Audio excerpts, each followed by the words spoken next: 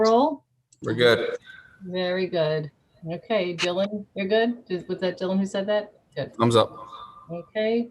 The Ridgewood Village Council Public Workshop Agenda, February 3rd, 2021. The time is 7:30 p.m. I'd like to call this meeting to order. Adequate notice of this meeting has been provided by posting on the bulletin board of Village Hall, by mail to the Ridgewood News, the Record, and by submission to all persons entitled to same as provided by law of a schedule, including the date and time of this meeting. Michael, you want to read that? Okay. Due to the fact that we continue to meet through a remote meeting format, there are some required announcements to make. All participants are muted during this meeting. Anyone wishing to make comments may do so during comments from the public and during the public hearings on any ordinances by dialing *9 on your phones to raise your hand. And then once you are recognized, dialing *6 on your phones to unmute, or by raising your hand icon if you are on your computers. You must state your name and address for the record. Members of the public may also submit written comments to us for any future remote meetings by either email to Donna Jackson, Deputy Village Clerk, at djackson@ridgewoodnj.net with the subject line "Comments for Village Council Meeting," or written letter to Donna Jackson, Deputy Village Clerk. Written comments must be received by 4 p.m. on the day before the remote meeting in order to be read into the record during the meeting. All written comments must adhere to the time limits already set by ordinance. Members of the public commenting during a remote meeting shall not act in any manner to disrupt the meeting. If anyone becomes disruptive during the meeting, they will be muted. If time permits, the disruptive individual shall be allowed to speak after all members of the public are provided an opportunity to comment. Any continued disruption may result in the member being prevented from speaking during the remainder of this meeting. Disruptive comments include, but are not limited to, shouting, interruption, and the use of profanity. Mayor, roll call. Councilwoman Perrin, I think are you muted?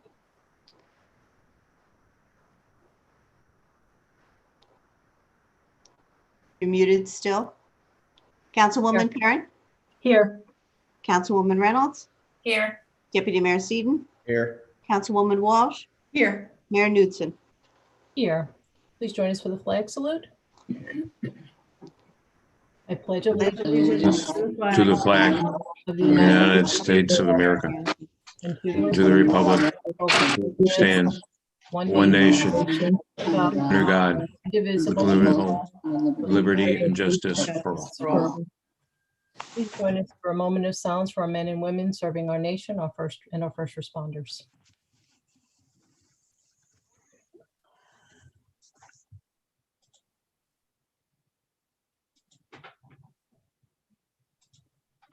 Very good. Thank you. We're going to start with public comments, not to exceed 3 minutes per person. We're going to start with those that are in the queue. Remember to raise your hand, state your name and address for the record. When we're done with those in the phone calling in comments, we will go to the read the written comments. And then if there's time, we'll go back to the phone. Dylan? Please raise your hand.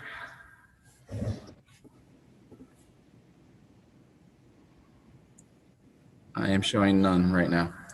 Oh, very good. We'll go to the village clerk, deputy. Wait, I just got one. All right. Oh, I'm sorry. yes or no? Yes, we have one. All right. Very good.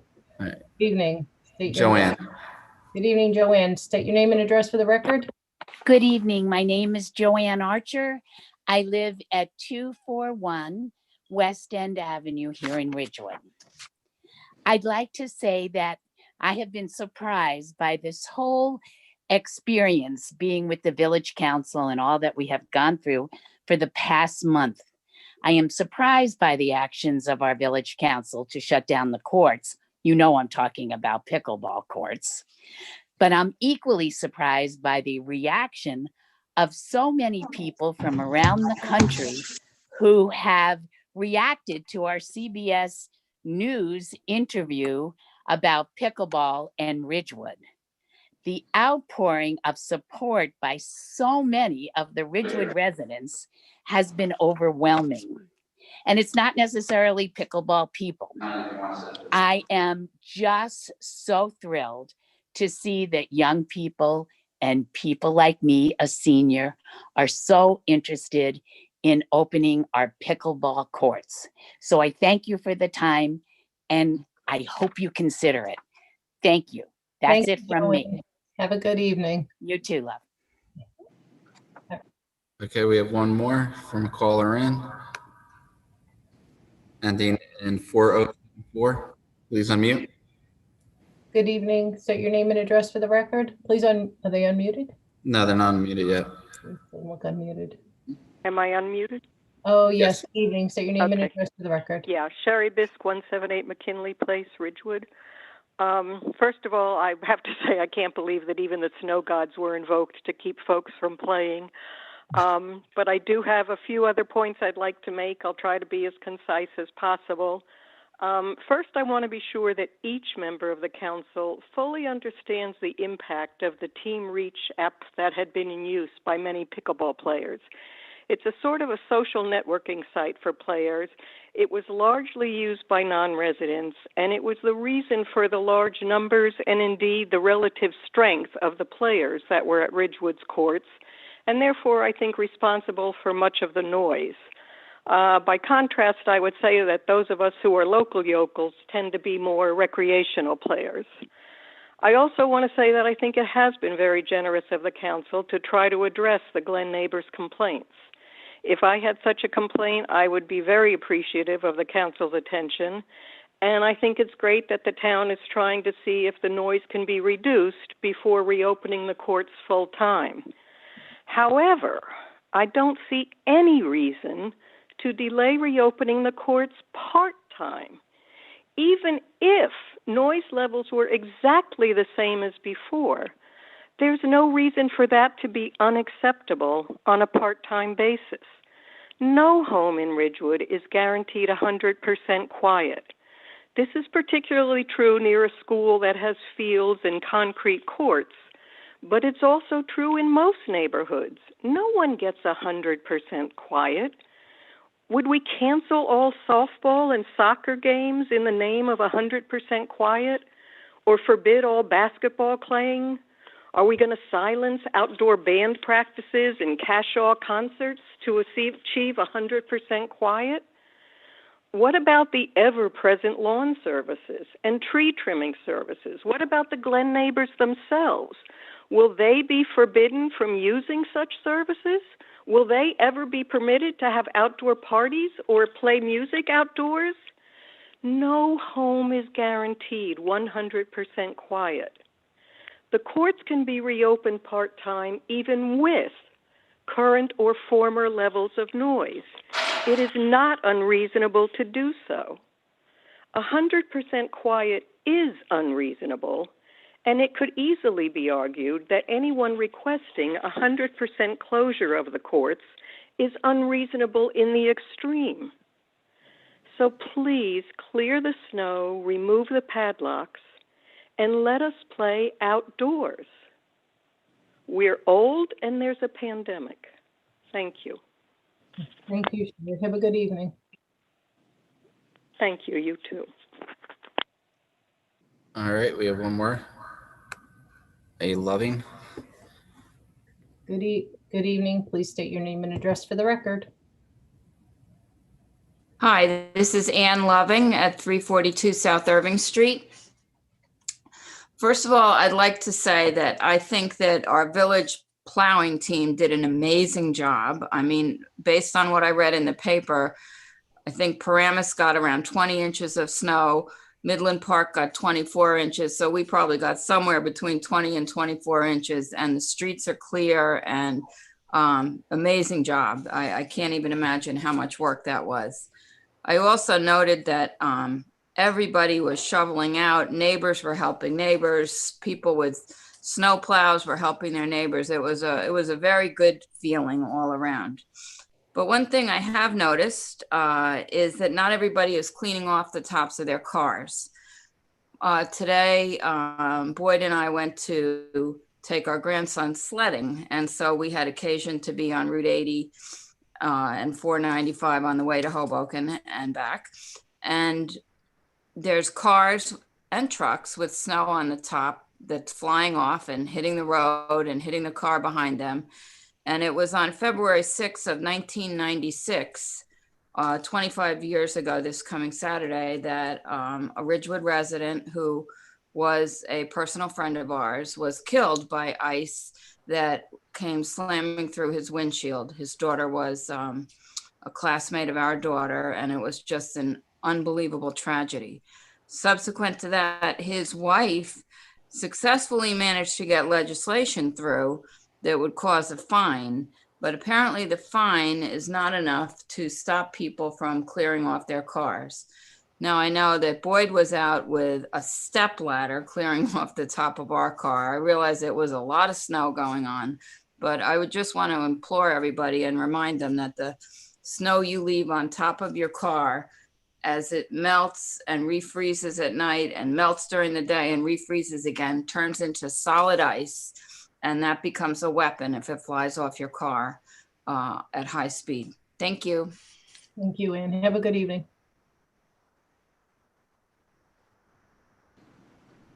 And that was the last one. Okay, very good. We'll go to the Deputy Village Clerk. Donna? The first note I have is from Ann Zen, 332 Canterbury Lane in Wyckoff. And she writes, "Dear Mayor and council members, I began playing pickleball at the Glen School courts when I was invited to join the Women's Pickleball League in the fall. From other teammates, I learned about playing during open sessions in the mornings. Quickly, I was welcomed by so many nice people, formed friendships, and enjoyed great competition. I began to look forward to those mornings when I was able to play, not just to play, but also to see the many friendly faces in a time when being social was next to impossible because of COVID restrictions. I can't tell you how disappointed I was to learn the courts were being locked indefinitely. I felt especially bad for so many individuals who lived alone and counted on this activity and socialization to help them through this rough time period. I'm sure you've heard by now that many people say pickleball is addicting. You may just laugh at the saying, but it is very true, and there's a good deal of research on the benefits of the sport, especially for those over 60 years of age. According to a recent article in the AARP Journal, playing pickleball, one of the fastest growing sports in the US, may ward off depression as well as improve fitness, according to 2 new studies on the game's health benefits. Those findings likely will only add to the enthusiasm many people have for this oddly named sport, one that's a little like tennis, a bit like ping pong, and offers a mix of moderate exercise and social connection that many say can be life-changing, especially for the older players who are attracted to it. A new Western State Colorado University study of 15 middle-aged and older adults found that regular pickleball playing, in this case 3 times a week for 1 hour for 6 weeks, resulted in improved blood pressure and cardiorespiratory fitness. The researchers who published the findings in the International Journal of Research in Exercise Physiology said the game's moderate exercise intensity combined with its fun factor supports it as an ideal alternative form of physical activity for this age group. And a Japanese study published in the journal Leisure Studies in May focused on 153 older adults competing in pickleball tournaments and found that the serious leisure activity was associated with lower levels of depression. Researchers surmised that the benefit may be related to, among other things, social connections made during the games. Pickleball is not just for adults or seniors. It is a sport played and enjoyed by all age groups. I often play with my children who are in their 20s as well as with neighbors' children or teens. It's fun and easy to learn. I'd like to offer an introduction to the game to anyone on the council so that you can see firsthand the many benefits of the sport." The next is from Andrew Varady, 111 Sherwood Road. "I'm writing about the continued closure of the pickleball courts at the Glen School despite hundreds of requests to reopen the courts. Other neighboring towns such as Wyckoff and Ramsey have not closed their courts. Despite hundreds of Ridgewood residents requesting the pickleball courts be opened and expressing how much joy, pleasure, and exercise the game provides, the Village Council continues to refuse their request. Rather, their focus is on the complaints of the very few residents who live near the Glen School. We have something in common with the individuals who live near the Glen School. We have been residents of Ridgewood since 1993, and our home is very close to the Willard Playground and school. When we bought the house, we were very well aware that there would be noise from the Willard playgrounds, not only from the school children, but also from softball games and soccer clinics at the schoolyard. Getting a Any person who purchases a home next to a school is well aware of the ongoing noise and has to accept this. Please note that a brand new and elaborate playground area was recently set up in the Willard School yard fairly close to our house. Because of this new playground, the noise level has increased dramatically, especially during and after school hours and into the evening. However, when I pass by the playground, I see dozens, if not hundreds of children and parents socializing and really enjoying themselves. So I could not invite the mayor and council members to my home to hear and experience the increased noise level and request that the noise level be measured. I could further request that the playground be moved or its use be limited to every other day. Yet I refused to do this. It was my decision to purchase a home near the Willard School playground, and I should be willing to accept this and accept that changes of activities and recreation at any schoolyard is inevitable. Further, the joy this new playground brings to hundreds of Ridgewood tax-paying residents should clearly supersede my concerns as an individual who purchased a home near a school playground. A similar analogy can be made to the very few complaining Ridgewood residents who made the conscious decision to purchase a home near the Glen School versus the hundreds of Ridgewood residents and taxpayers who are getting tremendous enjoyment from the game of pickleball. Finally, it should be noted that Ridgewood is not a stagnant community. It evolves and changes based on the needs of the majority of the residents. In our circumstances, when we first moved to the Willard playground area, there were no weekend soccer clinics, no family school evening movies and parties, and no playground close to our home. Yet while these new activities and changes raise our noise level, they are for the betterment and enjoyment of the community and benefit hundreds of Ridgewood residents. Thus, I could not possibly even consider complaining to the mayor and council of the increased noise level and thus deprive hundreds of Ridgewood residents the enjoyment of the Willard schoolyard. Similarly, the very few residents who decided to buy homes and currently live near the Glen School should accept that many changes will likely occur on the school grounds, all to better the community, and they should accept this. Thus, the mayor and council should not be depriving the hundreds of Ridgewood tax-paying residents the ability to enjoy and play pickleball at the Glen School just because of the complaints of the very few. The next is from Maddie Sukis, 27 Tanglewood Hollow, Upper Saddle River.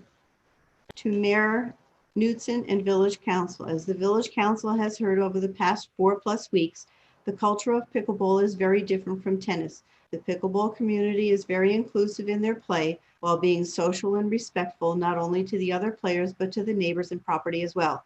As the Ridgewood pickleball instructor for the past 5 years, I believe there were no more than 3 or 4 residents who have complained about the Glen courts. If you think about that, 3 or 4 residents in 5 years is a rather small amount.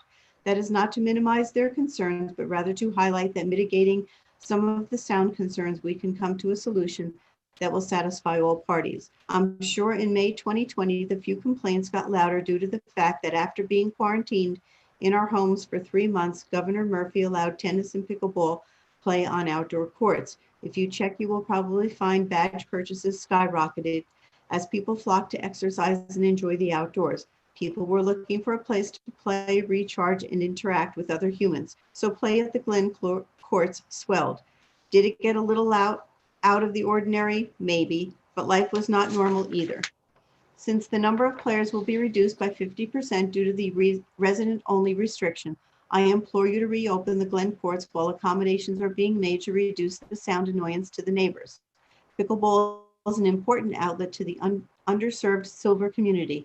Not only is it a social activity, but it increases balance, coordination, health, and memory. Please open the courts now. Thank you for your consideration. And the last is from Jean Solomon, 648 Spring Avenue. Dear council members, I look forward to hearing at tomorrow's meeting about the progress being made toward the reopening of the courts now that you have so much more factual information. Even though there is presently snow on the courts, quote, tempus fugit, end quote, the players are optimistically hoping to be back on the courts next week. Your decision to unlock the courts to see the actual usage is a smart one. How else can you possibly know the impact on the community? Thank you for your reasoned consideration. Sincerely, Jean Solomon. And that's all I have. Thank you. Dylan, anyone else? No, I'm not showing anybody else. Very good. Oh, wait, So- I want somebody just raised their hand. Hello? Diane Sider. If you can Yes. Please state your name and address for the record. Diane Sider, 328 Van Emberg Avenue in Ridgewood. Good evening, Diane. How are, glad to see everybody looks healthy and well. I feel that we, the pickleball residents of Ridgewood, have become victims to the successful efforts of both the Village Council and the Parks and Rec Department to promote pickleball in our community. You all had time to research the game while hosting trial runs and lessons that resulted in plenty of interest from residents. Educating yourselves on the pros and cons of pickleball from other towns similar to the Village of Ridgewood should have been discussed. It was then decided unanimously by the previous Village Council.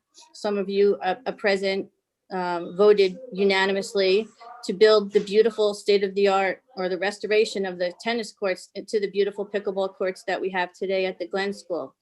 So we asked, why are the pickleball courts closed? It was clearly not a mistake to restore them.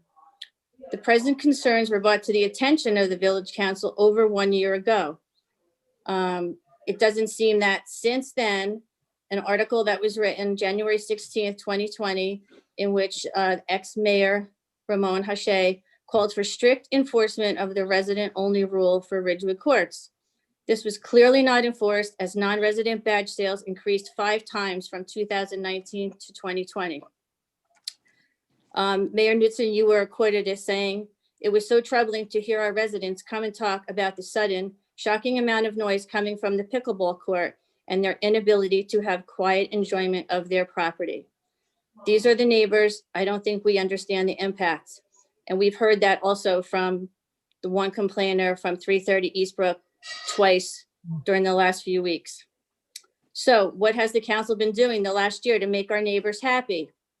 Only one solution to the noise problem has been remedied, and that was the strict use of the muted balls. So from January to March 20th, the pickleball courts were open. And then what happened? COVID hit. COVID quarantine restrictions went into effect, closing all the courts until the end of May. It was very quiet in Erie during those 2.5 months. Besides walking, there was not much activity outside at all. When the governor lifted the restrictions on the court closures, everyone happily flooded back to the courts. The village continued to issue badges for non-residents and residents alike, despite the noise complaints from earlier in the year and the former mayor's request enforcing that non-residents not be issued tennis/pickleball badges. The Parks and Rec Department even started the first ever women's pickleball league at the Glen School in September. It hosted 48 women. Once again, resident and non-residents were invited to join in the fun. 48 chatty women on the courts for 2 hours for 6 weeks, with all 4 courts in use for the entire 2 hours, would seem to produce some noise by anyone's expectations. Yet funny enough, there weren't any noise complaints directed at the Parks and Rec Department or the Village Council during this time. This set up our very own courts for something not anticipated by anyone. COVID-19 restrictions made pickleball even more popular, and now Ridgewood needs to figure it out. Fast forward to today, why are our beautiful pickleball courts still closed? Thank you for your considerations. I love the game, I'm new to it, and I really feel bad for my senior new friends who are really looking forward to getting back out there. Thank you for your time. Thank you. Have a good evening. Okay. No others.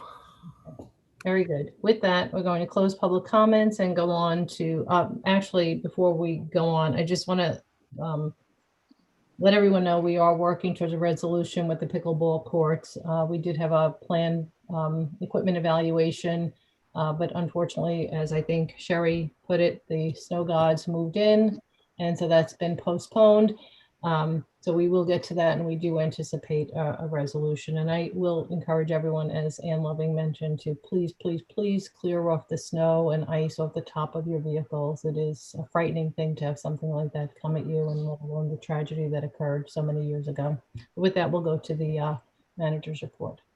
Okay, first and foremost, I want to thank and praise our employees who plowed for about 36 hours nonstop during this phenomenal snowstorm.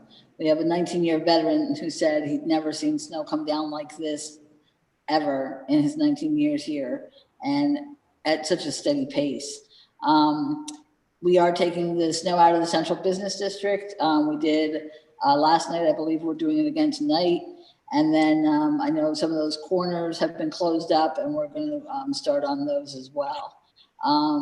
We thank all the residents for staying off the roads during the storm. It really made the job for those doing the plowing much easier. I also want to remind everyone that if you have a fire hydrant by your home, like I know Mayor Newton does, please clear that area, because this way, if God forbid there is some type of fire or that hydrant is needed, it is easily accessible. We're asking that everyone bring their garbage to the end of your driveway through this Friday. This way we'll be properly staffed at the recycling center. We do expect an increase there due to the fact that we had to unfortunately skip recycling pickups earlier this week. We should be back to rear yard next week, although I hear there's another storm coming. So please be sure to subscribe to e-notices, because this way you'll have the most up-to-date information about garbage or recycling pickup or any other changes. I do encourage you to subscribe. Also, COVID-19 vaccine. General information about vaccines, there's a state phone number you can call, which is 855-568-0545. It's staffed from 8 a.m. to 8 p.m. and they have 250 agents answering questions. And you may need to try a few times as it may be busy. The Ridgewood Health Department, if you are in a category where you can, you are eligible at this time for the vaccine, which is you have to be over 65 years of age or have underlying health conditions. You may email covid@ridgewoodnj.net with your name, address, phone number, date of birth, reason you fit the qualification, such as your age, or if you have COPD or some other underlying health condition, your race, ethnicity.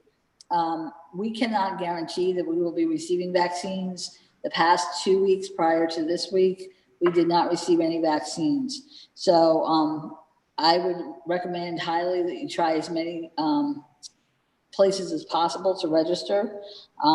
If we can schedule an appointment, once you send an email to covid@ridgewoodnj.net, we will contact you and we'll let you know. I can tell you that as of today, there were over 700 who have replied to that email, who have sent to that email, and it is going to take time.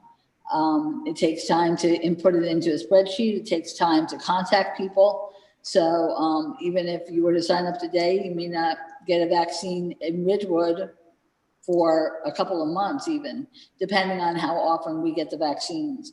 My understanding is as of today, it's being administered through the federal government and not the state, not the county.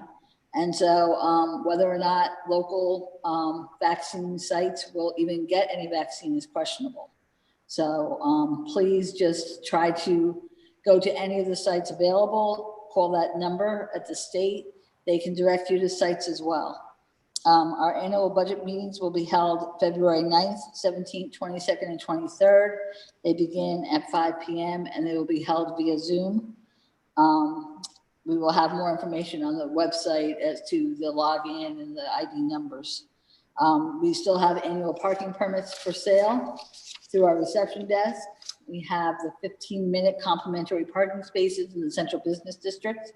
Just please be aware that all vehicles remaining in the spaces for longer than 15 minutes may receive a summons. And they've been generously sponsored by several local businesses and Ridgewood residents, and they are acknowledged on the signs. Our food recycling pilot program I've been talking about for a couple months. We've received almost 100 applications for participation. The staff have reviewed them and they're contacting the participants now. The program will begin with 2 phases. One will be an initial launch of 50 participants, and then a second rollout with the final 50. So the initial launch hopefully will be in late February, and the second rollout approximately 3 weeks later.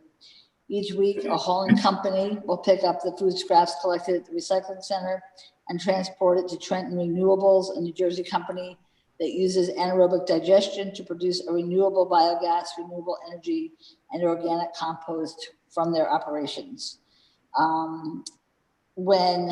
anytime that snow or ice is forecast, we just please ask you to bring your garbage cans to the end of your driveway for pickup. And then just realize that until you have a clear path to your garbage cans, we cannot pick up in the rear yard.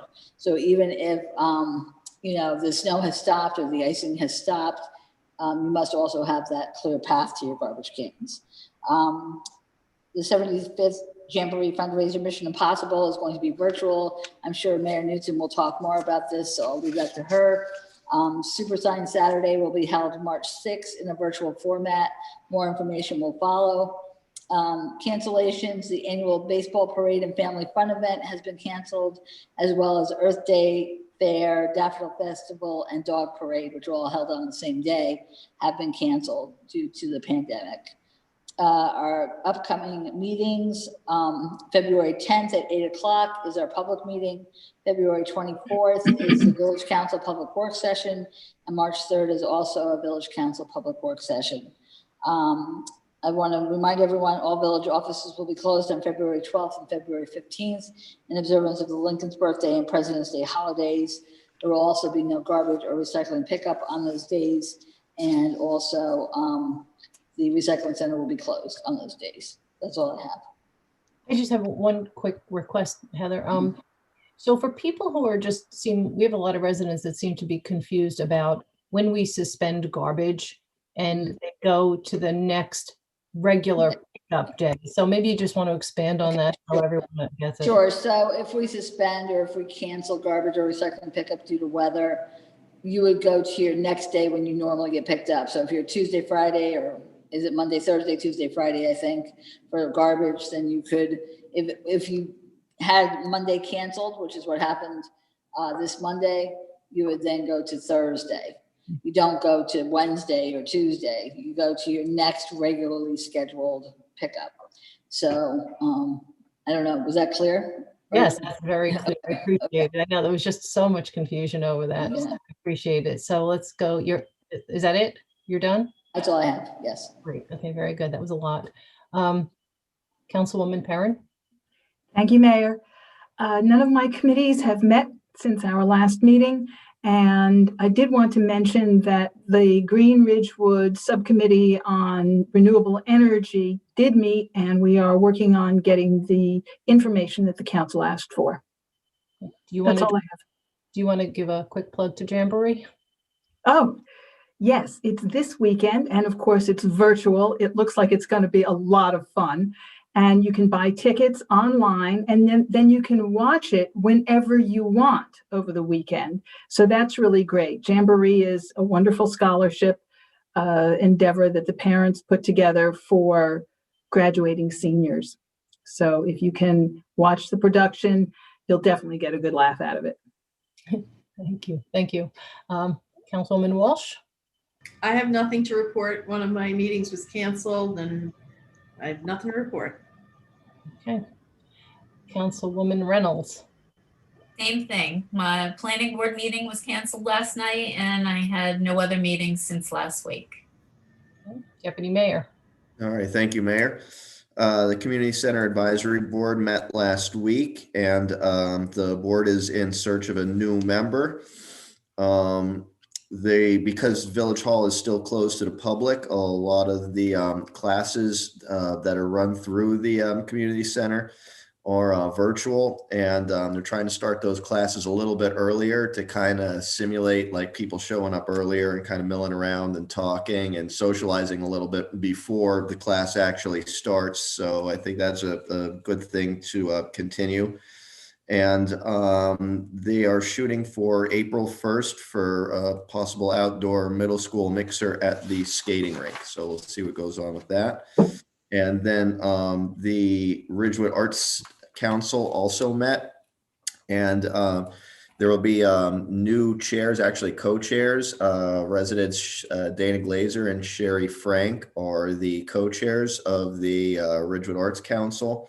And the council's looking to start up its series of artist talks, which could be done virtually, and hopefully more towards sometime in the fall. We're looking to maybe perhaps do like an outdoor art fair or art festival or something of that nature. Hopefully some of these pandemic issues subside and we can start to have gatherings and, get back to normal a little bit. So we're planning for that and we will see what happens. So I think that's all I have to report for right now. Thank you.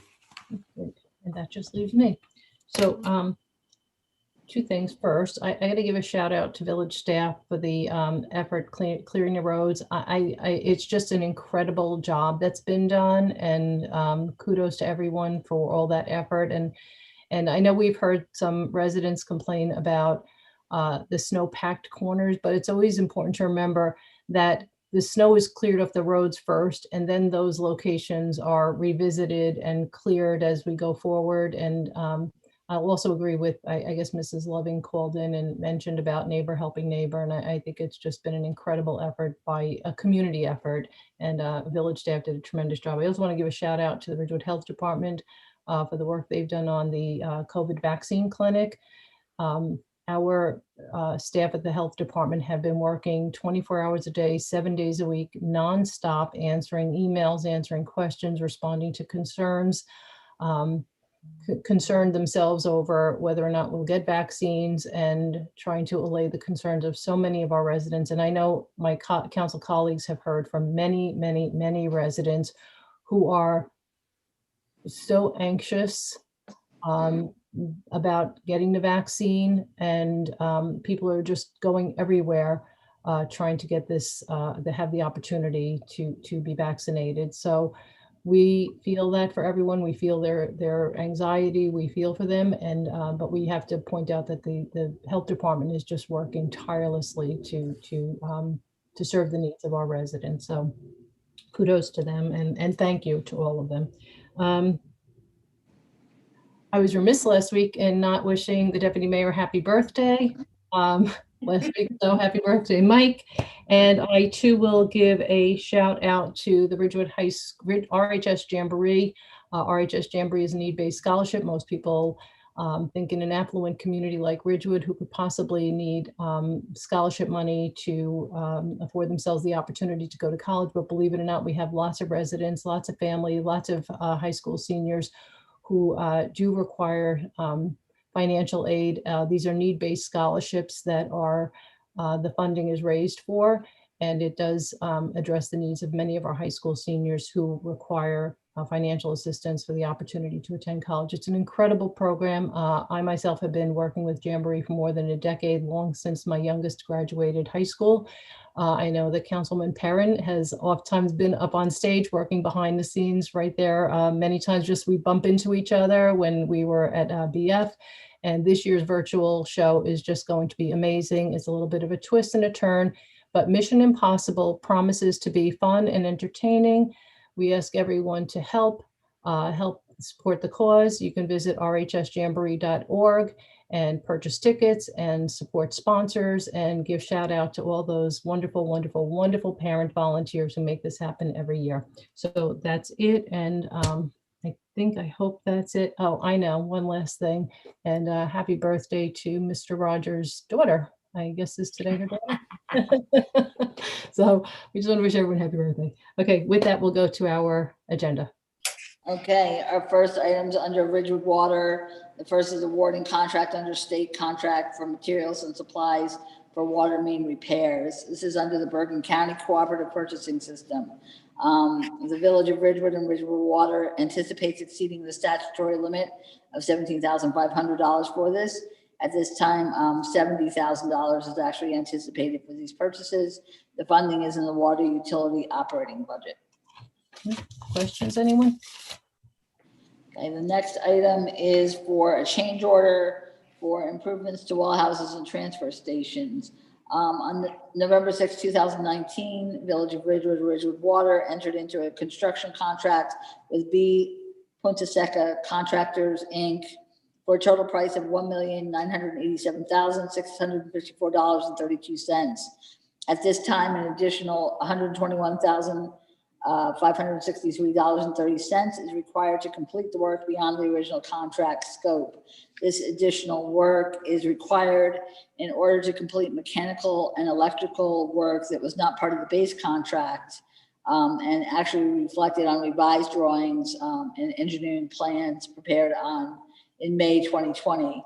The drawings were revised to clarify design questions and omissions.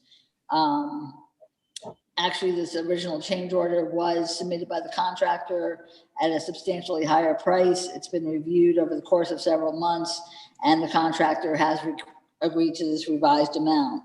So the recommendation is to award change order number 1 to B Punta Seca Contractors, Inc. of Hackensack, New Jersey, in the amount of $121,563.30 for this work, and it's a 6.12% increase, and the funding is in the Ridgewood Water capital budget.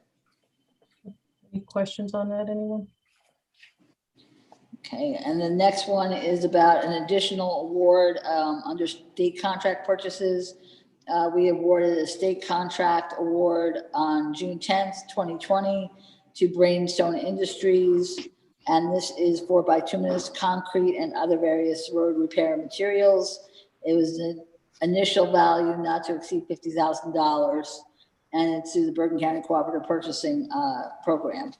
At this time, an additional $16,000 is required due to unanticipated water main break repairs, valve hydrants, and other system repairs and replacements. So the recommendation is an additional award for $16,000 to Brainstone Industries, Inc. of Haledon, New Jersey.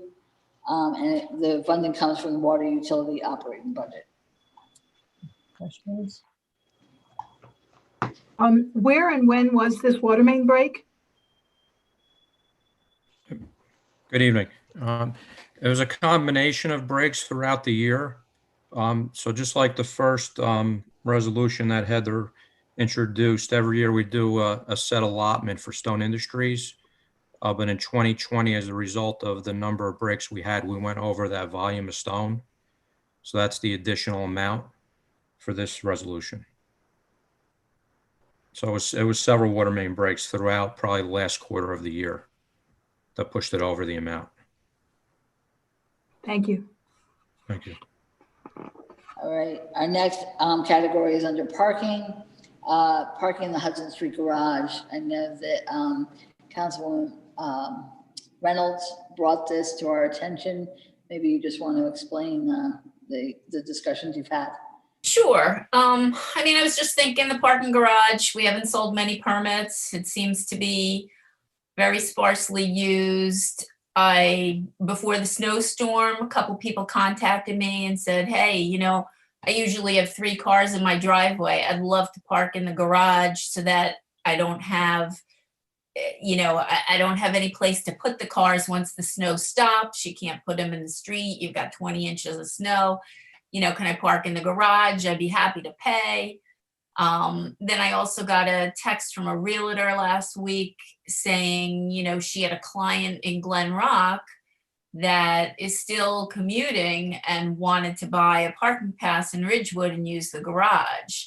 And currently we're not selling to non-residents. So I really think we need to think out of the box and do anything and everything we can to get some revenue. So I just wanted to open it up for discussion. So I'm weighing in because not only do I agree, I think it, you know, we've had folks reach out about parking overnight because of the snow. And I think some folks, you know, people are home from school and so they have extra cars. I also know that we've had a number of property owners downtown ask about purchasing overnight permits for their tenants. And I think that right now we're seeing a shift in how the garage and how parking is being used.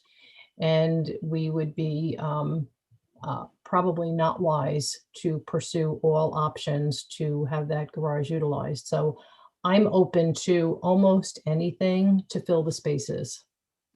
So I don't know about anyone else, but I think that we should have some kind of a pricing schedule and get this taken care of. I just don't see things returning to the way they were anytime soon. And if things did change Miraculously, where all of a sudden everybody was heading back into the city and utilizing those parking passes, we still have the additional 36 parking spaces in the train station lot. We have excess inventory of parking spaces we should be using. So that's my 2 cents. I tend to agree. I mean, the parking, we have a pandemic going on, and a lot of people aren't commuting anymore, and we're going to see in short order when the budget hearings start or budget meetings start, how deficient the parking utility is. I mean, I don't think there's a question of if it's deficient in funding. I think it's how much. So any way that we could creatively use the spaces as they exist now, that basically sitting there empty, to bring in some kind of revenue, I'm all for it. And then as time progresses and things, if they get back to normal and there's a big demand from resident commuters, that we can always go back and change things back to the way they were, and readjust once we come out of the other end of this pandemic. But as it stands right now, if somebody wants to rent a spot and pay for it, I say give it to them. I agree. I'm in favor of it also. Every time I look at those empty spaces, my heart's in my mouth. I would really like to see the garage paying its way. And I just don't know how we would work it out. I think Heather could figure that out. But it would have to be very fluid. I did speak to Bob Rooney, and we really have to get together, he and I, and figure out if we can do it like for 1 or 2 nights here and there, like the people who have the extra cars in their driveways and they want it for a storm event, as opposed to a non-resident who perhaps wishes to purchase. I mean, in the past, we did have non-resident permits, and they were $1,975 for the year. So, if we keep the same prices, which we did for the other permits, I mean, that's easier to implement. And we would just have to put, an NR, which is a non-resident, on the permit itself, like the hang tag, which is fine because we've done that in the past as well. The other one is a little bit more, needs more discussion. And so, but, I think hopefully we can come up with some ideas and, maybe bring it back to you either the end of February or the beginning of March. Either one would go to our March public meeting for action by the council. So we'll see what we can come up with and bring it back to you. So in order to just expedite this, my suggestion would be to have 2 council members engage in maybe some kind of brainstorming as to what the options are, what kind of pricing we would look at. I know the apartment units that are not affiliated with the new development sites, they have units that they believe they could rent more, get more for rent if they had those parking spaces attached. Now, they would understand, of course, that in the event we no longer would make those parking spaces available, their pricing on their rentals would revert back to whatever it was. But it certainly affords us an opportunity to monetize those spaces. And I think that we would be ill-advised to do otherwise. So I don't know if anyone is interested in working on that. Okay, Pam, anyone else? I'll work on it with Pam. Okay, so we'll set up a meeting with you, me, the 2 of you, and Bob and myself, and we can go from there. And if anyone has any other ideas or whatever, we can just send it in to Heather, and this way they have all that information to discuss at their upcoming meeting. I have a whole bunch of ideas. You'll get a lengthy email from me. Okay, all right. The next item is budget. We have our appropriation reserve transfer. This is the annual resolution that transfers funds from departments that have additional funds at the end of the year in their 2020 budgets to the departments that do not have enough money to pay the final bills in 2020. So that, again, is an annual resolution. Any questions? Okay, the next one is awarding a contract to Rave Wireless. As you may know, we've used Swift Reach Network since 2015. This allows us to do the reverse 911 calling, and as well as emergency and non-emergency text messages and emails. It's shared through Ridgewood Water as well as OEM. In late 2018, SwiftReach was acquired by Rave Wireless Inc. SwiftReach has slowly begun the process of phasing out its software and migrating customers over to Rave. SwiftReach actually contacted us and asked if we would be interested in upgrading to Rave at no additional cost. So representatives of Ridgewood Water, Dylan Hansen and Jeremy Kleiman, our OEM coordinator, met with the representatives on 2 occasions to receive demonstrations. They all agree that the village should switch. It is actually easier to use. It has many more features and will allow additional functionality and customization of the alerts. We're required to sign a new contract with Rave for the same price, which is $8,500, which is split annually again between Ridgewood Water and the village.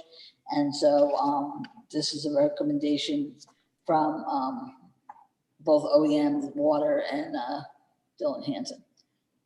So I did have a little thing about this, and I know I did email everyone about it, not everyone on the council, but Heather and Rich.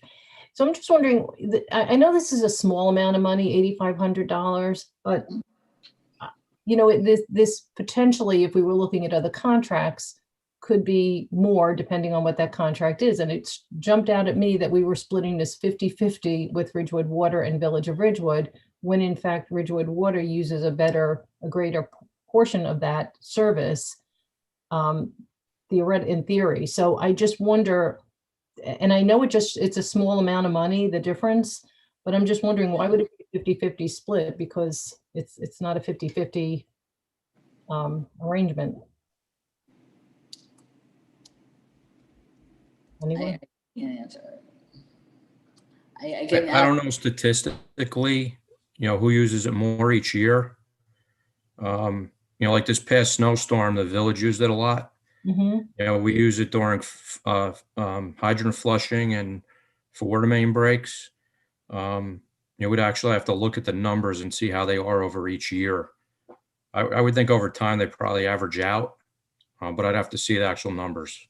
But we wouldn't look at it like in terms of the number of registrations for the Village of Ridgewood versus Ridgewood Water. I mean, wouldn't that be how you would do it based on the subscriber base? And the only reason I say it is $8,500 is not a lot of money.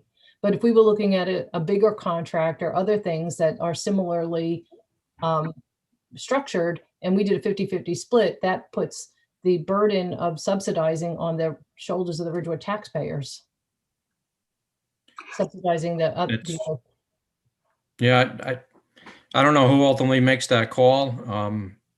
You know, but I think we need to back it up. It can't be arbitrary. But this is the way it's been done for years. Mm-hmm. And I think it's better to stay the course than to change it. You know, unless we have some really good evidence to support it. Mm-hmm. But that's just my recommendation. You know, could certainly change things. Mayor, I also was wondering about exactly that. And then I realized that I hear a lot less from Ridgewood Water than I hear from the Village of Ridgewood. So in terms of usage, I think perhaps the village uses it more than Ridgewood Water. But if there are figures and facts, yeah, let's look at them. My other question was, I seem to recall that with SwiftReach, you had to sign up with the village and then sign up separately with Ridgewood Water. Mm-hmm. Now, with Rave, will it be one sign up or two still? Ridgewood Water. I think it's one. It's you could one do for either both. one, but you get the same database, I believe. Yeah. Yeah. So it doesn't. So wouldn't there be redundancy in our list and Ridgewood Water's list? So if there's 25,000 residents and 8,500 households, there'd be 8,500 on the Ridgewood list and 8,500 on the Ridgewood Water list. So because Ridgewood Water doesn't see other towns. Well, Ridgewood Water has theirs broken down by zones. So they use theirs different than we use our portion of it. We alert everybody where they're only alerting groups in certain areas. Oh, okay. I don't think they've ever dispersed a phone call to everyone, or they might have once in the history of using it. Two years ago, when we had the emergency, was the first time. Okay. And that's when we actually found there was some overlap, but we corrected that since then. Yeah, okay. And again, I'm not saying it's specifically to this. I'm just saying that if we had other similarly structured contracts that were split 50-50, when it might actually, I mean, we went through this whole exercise with Howard Woods, and these are the kind of things we were looking at, and that's what made it jump out at me. So maybe we could get some additional information. The system does keep track of all the calls that are made for the entire year. We can do a comparison if needed on how many calls each sign-in does. Yeah, I don't think it's the call volume. I think the question is the subscriber base, because the potential for the calls, you have to assume that you're going to use it when you need it. So you can't, that piece, you don't have a crystal ball. You can't, that's an unknown. So you can't predict an unknown. What you can predict is a subscriber base. So if you look at your subscriber base and you know that you have 100% and 65% of that subscriber base, it represents one entity, and vice versa, then I guess you have at least some factual basis for what you're doing. You can't do it on something that's simply unknown, because none of us have a crystal ball. I wish I did, actually. So, okay, I'll look at the numbers. thank you. All right, our next item is Ward Professional Services Contract for the 2021 tax assessment map. This is Daniel Dunn, who's a registered land surveyor, to provide professional land surveying services on retainer. And he's located in Waldwick. The retainer's $1,700, which has been the same price we paid for the last 11 years. And we do that to endorse our tax maps and provide the license coverage for the survey work the staff of the engineering division prepares for various construction projects. Any questions other than where'd Heather go? I have a low battery, so I may actually have to call in. Okay. Sorry about that. Okay. Our next one is a award of contract under county contract. This is untreated rock salt in bulk. This is through the Bergen County Cooperative Purchasing Program. And the quote is $54.41 per ton, which is the same as last year. And I'm not sure what the total price that we're, yeah, I don't know. We have to find out from Chris what the total amount would be that he estimates we'll use, and that'll be put into the resolution. Any questions? Yes. What is the difference between treated rock salt and untreated rock salt? You're proposing that we buy untreated. Treated rock salt has additional de-icing chemicals added to it. We treat the rock salt. We buy the untreated rock salt, and we have the ability to treat it with calcium chloride up at the street division, so we don't need to pay somebody for treated rock salt. Thank you. Cost savings. Sorry. So Chris, the budget for 2020 says 702,000, and the budget for 21 says 2,000,001. What happened? I think that's a typo, but this resolution is usually just accepting the unit price, and depending on the severity of the winter, that will determine how much of an expenditure we end up having.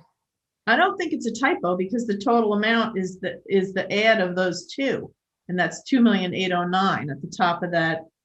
Am I looking at the wrong? Is that their total cost? Is that the county's total cost? Yeah, you're looking at the county bid? Yeah. That's for the county. Yeah. Those are the quantities the county bid out, I guess, as a minimum to any of the vendors. Okay. I'm pretty certain that this winter they'll certainly exceed that. But it tripled. The county's, I guess this is a question for the county. The cost tripled in 1 year. No, we're paying the same for rock salt as we did the last year, and last year's price was less than the year before. because it's a different vendor. Okay, Again, on a unit per ton cost basis. okay. Okay, maybe this is a question for the county then. Okay, thank you. You're welcome. And our next item is under policy.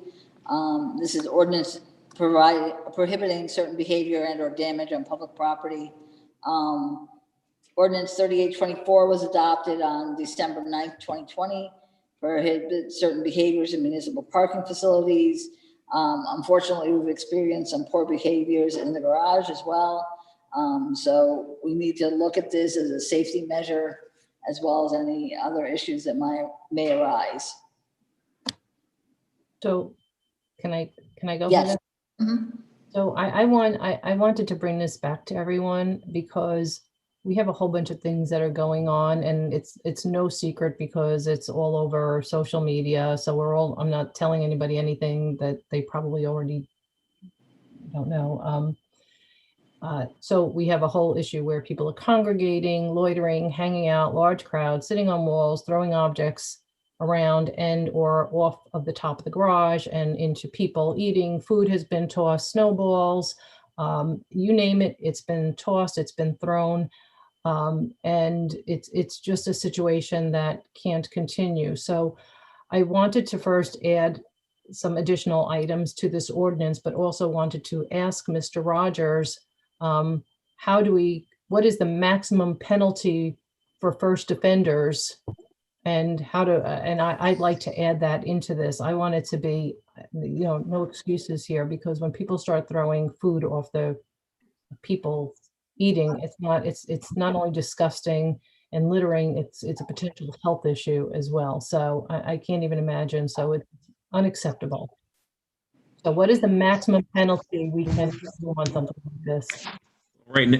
Right now, it's the same as it is for any violation of what the ordinance was before.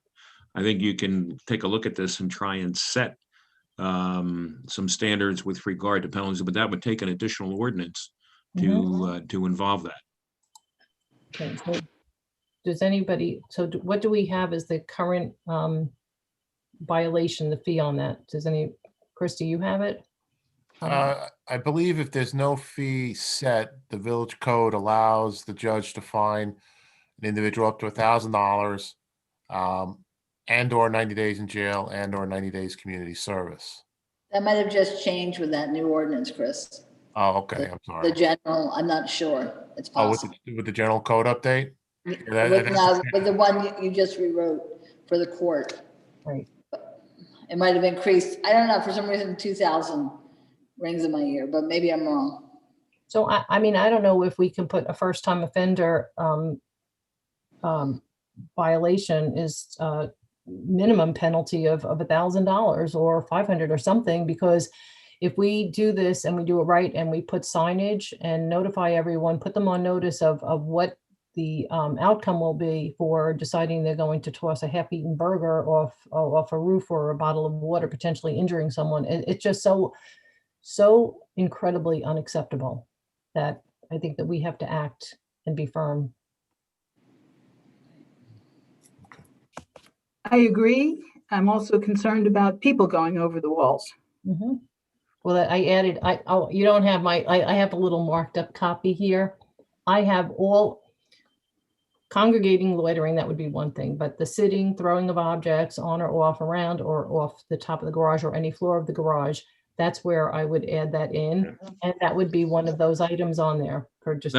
That's what I was going to suggest. You got to take a look at the different offenses that you're seeing, different behavioral issues that you're seeing at the parking garage, and break it down in terms of what we think would be appropriate with regard to those. And with the ability, the range that you have with regard to the fines is significant, so you can make adjustments the way that you want. Obviously, loitering isn't the same thing as, climbing up the sides or throwing food, throwing item out off the top or any of the decks, or damaging property. So all those things are different adjustments that you just have to take a look at. So I'm going to just mark this up a little more and pull out the schedule and see if we can come up with something and then bring it back as quickly as possible, because the sooner we post that and put signs, really significant signs, big signs. I want to really definitely have something in place that gives pause before somebody decides they're going to engage in this behavior. So, Okay. but is everybody okay with those hefty fines? That's what I just want to know. I think if it's something that could harm somebody or themselves, the higher the better. Okay. Anyone else? We need to look at fencing. We're looking at it. Thank you. We should be able to bring something back when we bring this back as well. Thank you. Okay.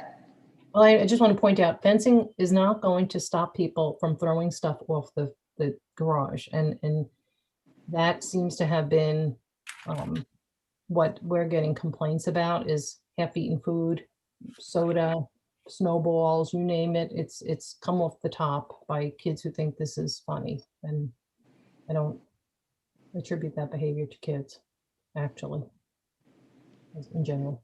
So. Okay. The next item is the social media policy. I know Mr. Rogers and Dylan Hanson have worked on this, and so I'll leave it to them to discuss it.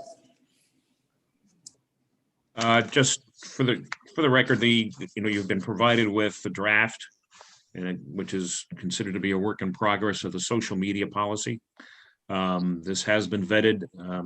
I know that Dylan and I spent some time with it earlier at the end of 2020. There's been some changes and revisions made to it since then. We made sure that it comported with the village's human resource manual, and that it stayed the course with regard to that. There wouldn't be any contrast with it. But the overall effort is to try and make sure and not put anything that's terribly cumbersome, but at least clearly and succinctly states what is expected of any employee, official, volunteers, whether elected or appointed public officials of the village, and using particularly, personal social media, but other social media spaces as well. And I think there may be, I'm certainly expecting that there's going to be some proposed revisions or some proposed tweaks to it. But the idea is to let everybody know, if you take a position of some kind with the village of Ridgewood, that there are guidelines that you have to adhere to. There's expectancies in terms of what you are representing, and that depending upon the nature of what you do, there are ramifications if you violate the policy in one way or the other, or do something that is considered to be an offense or a violation of the policy. So I know you just got this over the weekend, but I think you may have had some time. Certainly it can be brought back to discuss further, but that really was the effort and the issues that have been addressed here. So I have some thoughts. Do you want me to write them out, or do you want to hear them now? Whatever the board would like to, whatever the council would like to do. I mean, it's up to you, Pam. Under the fifth bullet point, where you're listing Facebook, YouTube, MySpace, Twitter, etc., I would add Instagram there. Sure. There might be others too. I don't know. You can put TikTok in it. You can do TikTok, right? Yep. Vimeo. Snapchat. Yep. Why don't we, so that we can make a full list of those. So maybe that's something you can write in. So we'll add all those in. Yep. And then under number 1, there are listing 1 through 7. I would say do not post anything that is confidential or constitutes personally identifiable information or personal medical information. We might want to add a number 8 to say do not promote particular services, products, or political candidates. We might want an entry to say do not use official village social media to conduct private commerce or transactions or private business activities. We might want to say no defamatory remarks, no threats to persons or organizations. I've just been looking at other social media policies in other towns, and these are some of the things I've picked up. And don't forget though too, Pam, and certainly those are things that are expected in terms of, and I would agree they should be part of a social media policy. But what happens with this is that it also refers to the human resource manual, and for that purpose, some of those things are defined. I mean, you might be able to talk about discriminatory words towards any of the protected classes or something like that. But at the same time, that's covered, and the more general you're able to cover that, sometimes being too specific limits you in terms of, or limits somebody who does something. So you got to just be, in terms of reviewing it in case there is an alleged violation. If you get too specific, that sometimes limits the review. If you are able to encapsulate those concepts in a more general category or a more general explanation, that might be a little bit more helpful in terms of enforcement. So that was what the idea was. But that's another one of those items that I think if you just put those in writing, in fact, if you want, I can send you this in a Word document, and maybe you can make those changes that you want, that you can send and share with the council. And that may be the way to go about it. Another thing was, I seem to recall that somebody in Glen Rock got in trouble because they blocked somebody on social media.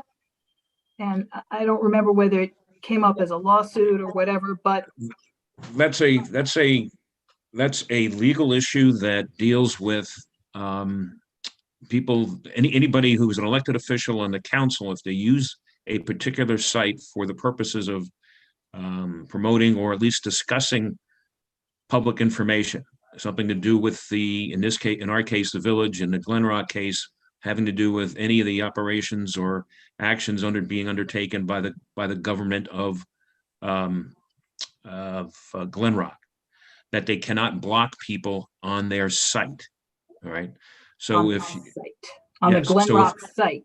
Well, not on the Glen Rock site. If you have a councilwoman site for Pamela Perron, and you use that to discuss municipal business, you can't block anybody on that site. That's what that case is about. So maybe we should have something in here to that effect. But Matt, I just have a quick question on this, because I don't want to mix apples and oranges here. I didn't recall them saying that you couldn't block anyone. I don't block anyone from anything, so mine's like a total open book, but just for the record. But I didn't think that they said you couldn't block. I thought the issue was that the block list, there was an Oprah request for the blocked list. And that's what the lawsuit was about, was to force the list of blocked names to be subject to Oprah. I don't recall them saying that. I'm pretty certain that the outcome of the case was that you can't, if you're using it for promoting public issues, you cannot block people from that, and that was really what the outcome was, because the effort there was to try and protect the information, and that, somebody who was blocked asked for the information on their page, on the council member's page. And that's what the eventual decision was. And I'll go through it and send you the case, but that's eventually what the decision was. But it did emanate out of an Oprah matter. You're correct. Yeah, and I think it's just best practice not to, Absolutely best practice. Yeah, I mean, we had a situation where somebody did block in Ridgewood, and it became a little messy. So it's just best practice to be transparent. So, I need guidance as a council member. And so if that were in a social media policy, it would help people on the various boards and committees. I also think there is an opportunity for the town to use social media more as a way to communicate with the residents. And maybe this is not the vehicle for it, but other towns do use it more effectively than Ridgewood does. I'll certainly throw, I would say put together those thoughts in this and see if it fits into the policy, and the council can discuss it in terms of either utilizing that for a different approach to communicating with residents or making it a part of the policy. I don't think that this is limited to anything, any one particular thing. So why don't you just add Well- that to the list and add that in here to see if it fits, and then the council can discuss it. In order for the town to do that effectively, you'd have to have a moderator. And that takes a lot of time and energy. I don't know that we're ready for that, up for that right now. But some towns do that. All right. You And know, I think if you're going to use social media as a form of communication, you're cutting out half the population. There are so many people that don't do social media. It's not the right way to put out communication. We have to put out communication to an area where most of the general population uses. And I don't think most of the general population uses social media. so It's one I'll just avenue. get this to that comment. I have to say that as somebody who's been, I think I had my mayor page or council person page, and Dylan has been there with me every step of the way, thankfully. I will say that one of the complaints I've heard over the years, many residents, especially older residents, but even younger residents who've said, look, I'm not on social media and I don't want to be on social media and I don't want to be glued to my phone. So it really highlights the need to use multiple platforms to communicate with our residents. We're Yes. using email, we're using social media, we're using, I think, and Dylan's not part of this conversation, but we used to do like the Twitter thing. So the Twitter connected to the Facebook, to the Instagram. So it was a 3-pronged thing, shaking his head. So, and that was pretty effective. But I think we just use a lot of different forms of communication to get messages out there, and especially effective with the big snow. So I think when you talk about this policy is, I think, really meant to be a guideline for employees, volunteers, representatives, elected and appointed officials, and how to use social media as long as they hold those positions. And that sounds like, Pam, from what you're saying, you might go to a different type of document or a different type of policy in terms of how to work that in terms of communicating, generally for the village to communicate with the community. So that might be a little bit different and outside the scope of what the policy is meant to be. Right. All right, so as far as the policy goes, I think that just from my perspective, I think it's important to note that, this somehow has to be integrated with the HR manual so that we have a seamless policy and that there's no conflicts in that. But I did review it. I did ask Labor Council to review it, and he certainly took the time to make sure that in his opinion it was consistent. And but I do think there's a value to having a separate social media policy that's out there other than having it, and I don't know whether that was your thought, whether to stick it into the human resources manual. I think it's important to, for any volunteer or elected or appointed official or employee to have a separate policy they can refer to that's a little bit more succinct, not as many pages, and they can read it and follow it. So I'm thinking, Matt, that we have to take two approaches, that we have this integrate this as best possible into the HR manual, and then maybe have a separate document for board members that when they're coming on board, when they're appointed, that they have like a little packet mail to them with expectations and such, so that everybody is always aware of how they should operate. That's up to the council to decide how to best utilize it. I just, when you say you need it to comport with the human resources policy or the manual, are you saying something then making it more than consistent, or integrating the whole policy into the manual?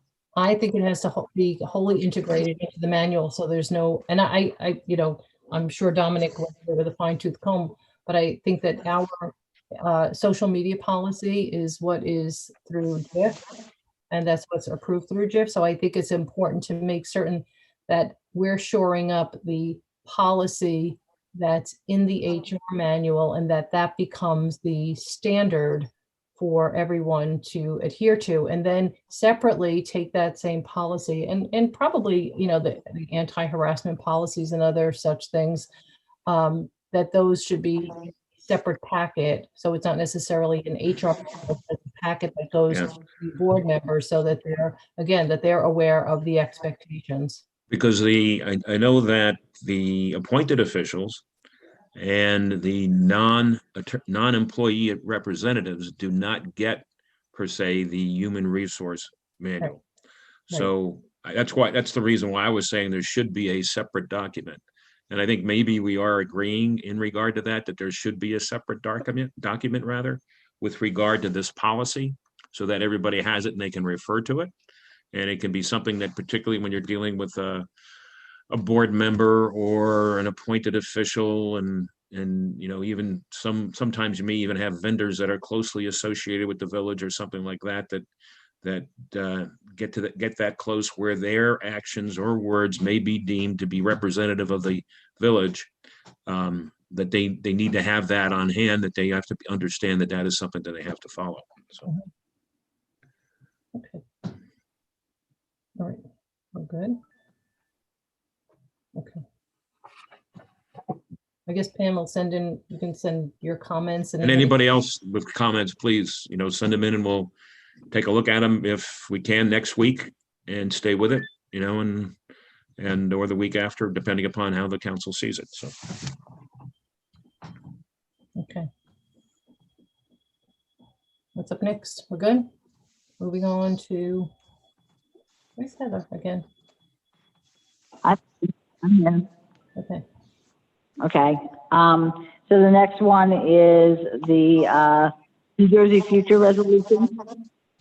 And so New Jersey Future worked with Age Friendly Ridgewood and various Village of Ridgewood representatives on the New Jersey Future Age Friendly implementation plan. By adopting the New Jersey Future Resolution, it would be a good faith commitment by the village to continue to provide age-friendly improvements to village life, as well as a show of appreciation to the Taub Foundation for providing funding for them. It was estimated that New Jersey Future is doing this whole process actually cost $50,000. The most likely aspect of the future EV friendly implementation plan is to proceed. Heather, Heather, I'm going to stop a minute because you're all like echoey, and I think everyone's hearing that. Okay. Okay, go ahead. So let's just see if we can clear that up. Okay. somehow. Sorry about that. Sorry. Hang on. Okay, I'm coming on. Support. Yeah. Okay, sorry about that. That's okay. There Okay, you are. so Heather. New Jersey Future, they worked with Age Friendly Ridgewood. They were funded by the Taub Foundation, VOR representatives on a New Jersey Future Aging Friendly implementation plan.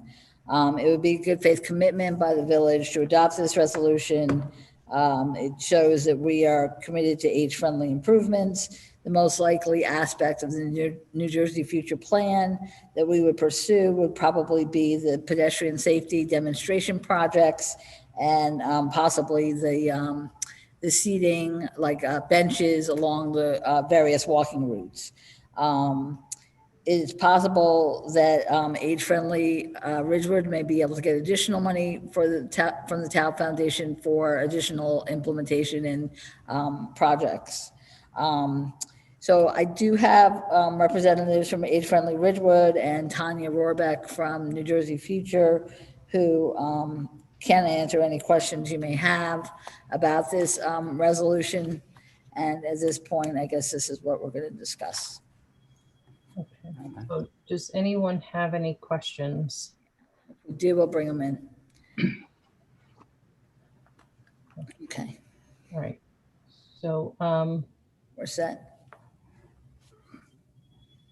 Yeah, so I mean, does anyone have any discussion outside of, without bringing in any representatives from Age Friendly or NJ Futures? Do we want to discuss this? Anyone have any comments or discussion?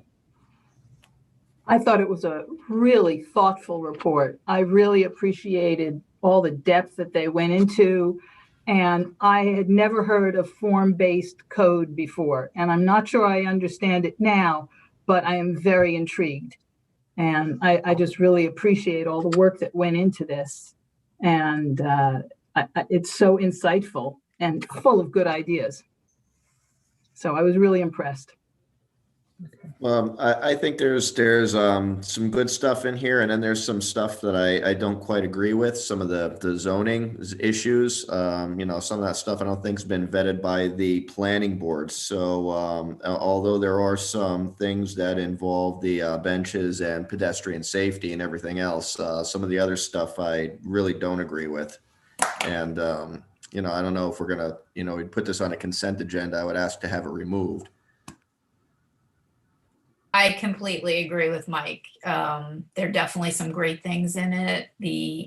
Some of the housing elements in there, I really disagree with. I could never agree with those things. Anyone else? Bernadette? So I'm going to add a couple of points that some of these issues that had come up, and it's interesting because I feel like I've kind of traveled down this road with this project, but it also ran along the same path as the visioning process. And I went through the report today in the past with a fine tooth comb, and some of the things that I'm concerned with, while we're saying we're under no obligation to implement the plan in this resolution, it does indicate that it's a support, that it's almost like two different languages that are being used, that we're committed to take any actions. And I think we all agree we want to enable older adults to remain active, healthy, engaged, and capable of continuing to live in a community.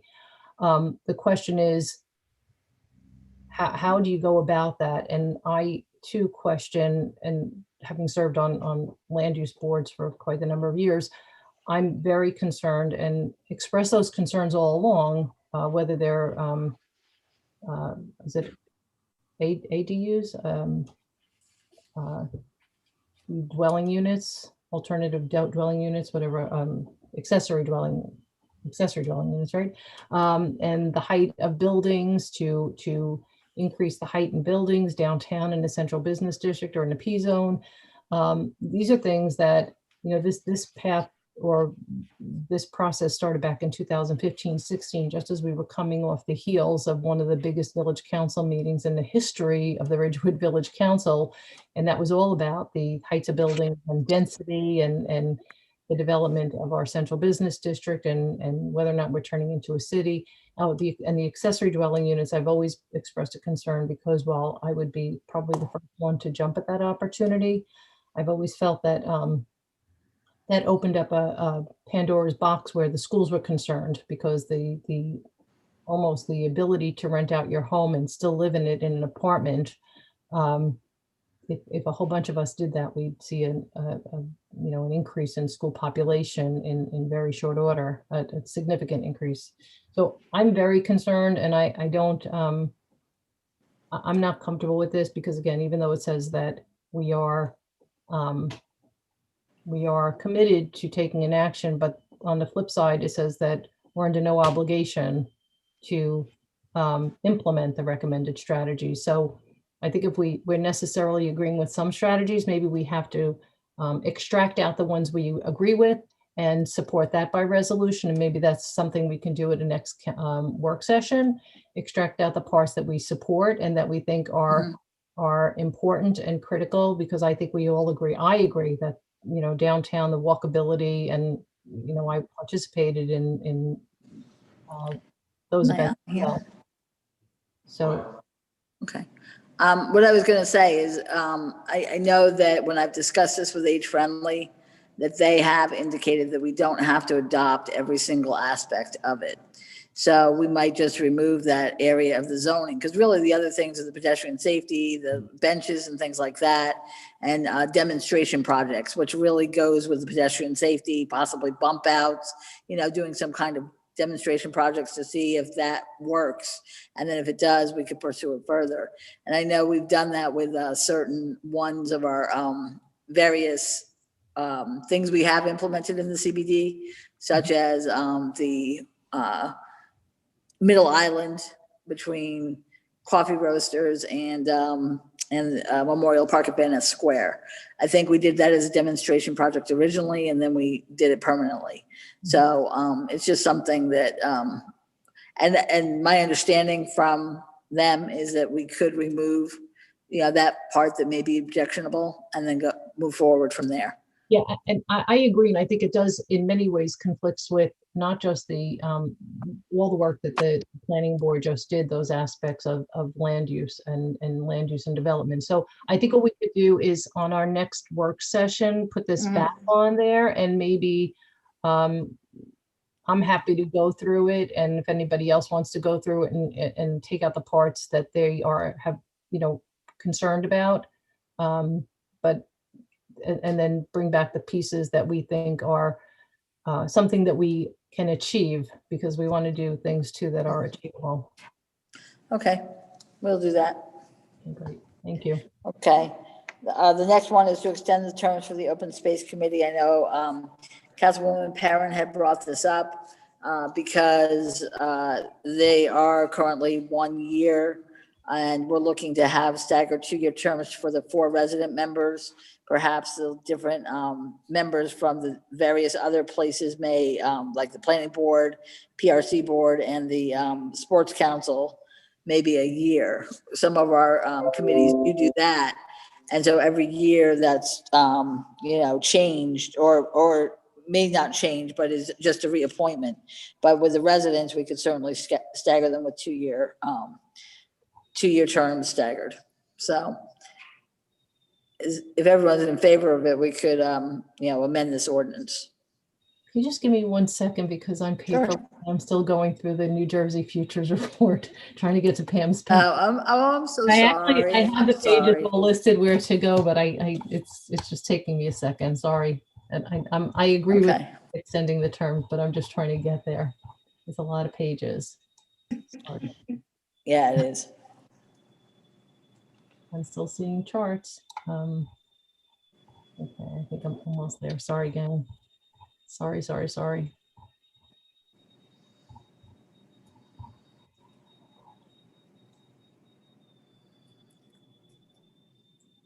I just like to be on the right page, that's all.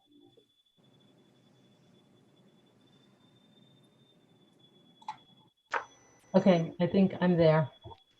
Okay. I'm there. There it is. Open space. Okay. Sorry, everyone. So if everyone's in favor, then we'll, amend this ordinance. So just run through the things again, Basically, what I'm saying is where it gives the different classes of the members, the different members, for the member of the planning board, the member of the PRC board and the sports council, we may make them 1 year. However, the 4 residents of the village, we would stagger them with 2-year terms. That often happens in some of our other committees, where the professionals or the liaisons from other boards or committees are a year, where the others maybe 2 or 3 years. So that makes sense, because the planning board reorgs once a year. So that's how that appointment happens. So it works. Correct. It works fine. That's good. Okay, good. Okay. Everyone's in agreement? My only other recommendation is you might then want to do it expiring June 30th. And the reason I'm saying that is because with the planning board, they reorganized July 1st. The council reorganizes right now, July 1st. And so that's up to you, but that's just a suggestion. I would say that I would say, yes, expires June 30th makes sense, because in all likelihood, you wouldn't have any meeting between June 30th or July 1st and that first Tuesday, that planning board reorg. So that there would just be like that 1 week window there that there would be, Right. but Okay. I think it's okay because you, in all likelihood, you wouldn't have a meeting anyway that soon after a reorg. That's what I was going to say. You're not going to have any meetings then anyway. Yeah, okay, so fine. Right. Okay. So we'll do that. The next item is the pickleball regulations. As we stated sorry, previously. Heather? Go ahead. One thing, I was on mute, so I didn't catch this. I didn't hear you. With the ordinance for open space, section 1D, it refers to one member of the sports council. Is that now the fields committee? So we would change that wording? Yeah, you could, I mean, that's what we call it. It's the Fields Committee. Okay. Just put a That's what slash. we're doing. Yep, not a problem. We should do both, Mr. Rogers, is that what you're saying? Yes, yes. Sports council / fields committee? Okay. Okay. We'll do that. So the next one is pickleball regulations. As we mentioned before, obviously we didn't do the demonstration because of the weather. I know we have a meeting with the neighbors and the pickleballers. Sorry, Heather, one more moment. Heather, time out. And then Councilman Walsh tomorrow. Can't hear you, Heather. Heather. As well. Heather, time out, time out. Time out. So, because you're no longer underwater, now you're just stretched out. No motion. So it's- Okay, oh boy.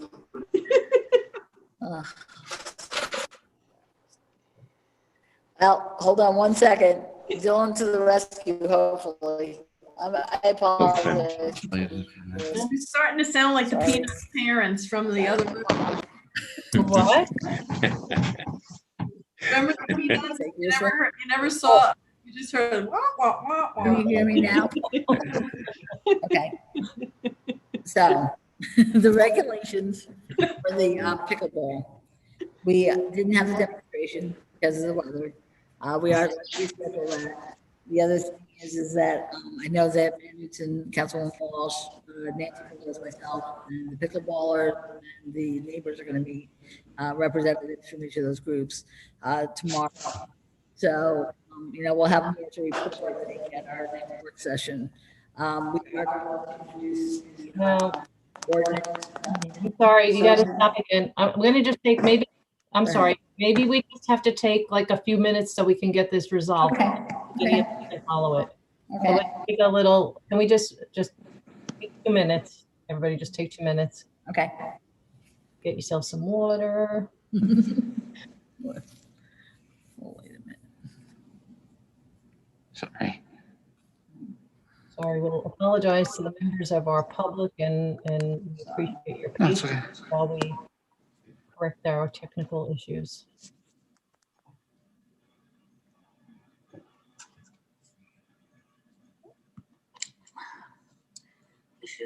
All right, see this one works now. Maybe there's an extra microphone. Okay. All right, let's do it. Let's see. Let's test it. Testing. Can you hear me? Nope. Nope. Even worse. It's worse. Yes, no, testing, no. Yeah, it's kind of rattly right Just a now. minute. Okay. Okay. Yes. Okay, can you hear me now? Okay, much Yes. better. Okay. Okay, we'll start with, okay, so pickleball regulations. We did do the demonstration, no? It sounds like what's happening, it looks like your audio is on 2 different devices. Okay, And so somebody has to mute something because I think we all see both your name twice. Is that what I'm seeing? I see. So let's mute the other one. Mute Heather's. Yeah, you gotta mute the Heather. Yeah. Now, can you hear me? Yes. Yes? Okay, Yes? yeah, maybe that's better. Okay. All right, try again. Sorry about this. Pickleball regulations. We didn't do the demonstration due to the fact that the weather was bad. We, Mayor Newton, Councilwoman Walsh, a representative from the neighbors, as well as the pickleballers, and Nancy Bigos and myself are meeting tomorrow via Zoom to discuss matters together. We are going to introduce the ordinance to do the fees, which you did agree to last week. So that'll be introduced with the council's permission. I would like to have a special public meeting. I know that's we're trying to avoid them, but at the end of February so that we could adopt it and have it effective more quickly. So that's what we would like to do. So hopefully everyone's okay with that. And then we'll move forward from there. So I personally don't have additional information to give you at this point. I think we are waiting for that demonstration. Do we have a new date for? Not yet. We will. You know what? The thing is, I heard there's a possible storm coming in Sunday into Monday. And so I think we need to see what that's going to be like to try to figure out when would be a good time to try to I schedule. did just hear it looks like it's gonna go out to sea, so Good, hopefully good. it'll. I hope so. That would be nice. So we'll look into, I mean, if we can do it next week, we'll do it next week. So we just got to see, what the weather is going to be like. Okay. And ensure that the courts are cleared. Correct, obviously. Yeah, and I'm okay with this I know we try to avoid special public meetings like the plague because I just think it adds more confusion, but we're okay with this, right? Everybody's good if we just do a special public meeting. Okay, good. Okay, great. Thank you. Were there any other questions? Like I said, right now we have no additional new information. I have a question, like typically, say if the courts were open, Mhm. would the courts be shoveled or we just wait till the snow melts and? We probably would, but it wouldn't be the priority because, we would obviously get the streets, the sidewalks, all that's done first. And then after that, we would go back and do things like, walking paths around Veterans Field, the courts, things like that. Okay. Okay. So the next item is the Rich Press Pilot Program. I know Councilwoman Walsh and we all decided we'd put it on again for this week as well. So, I'll just add that I was able to get a little bit more information. Can everybody hear me okay? Go ahead.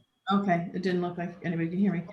So I was able to get a little bit more information, and I was actually able to finally talk to our tax assessor.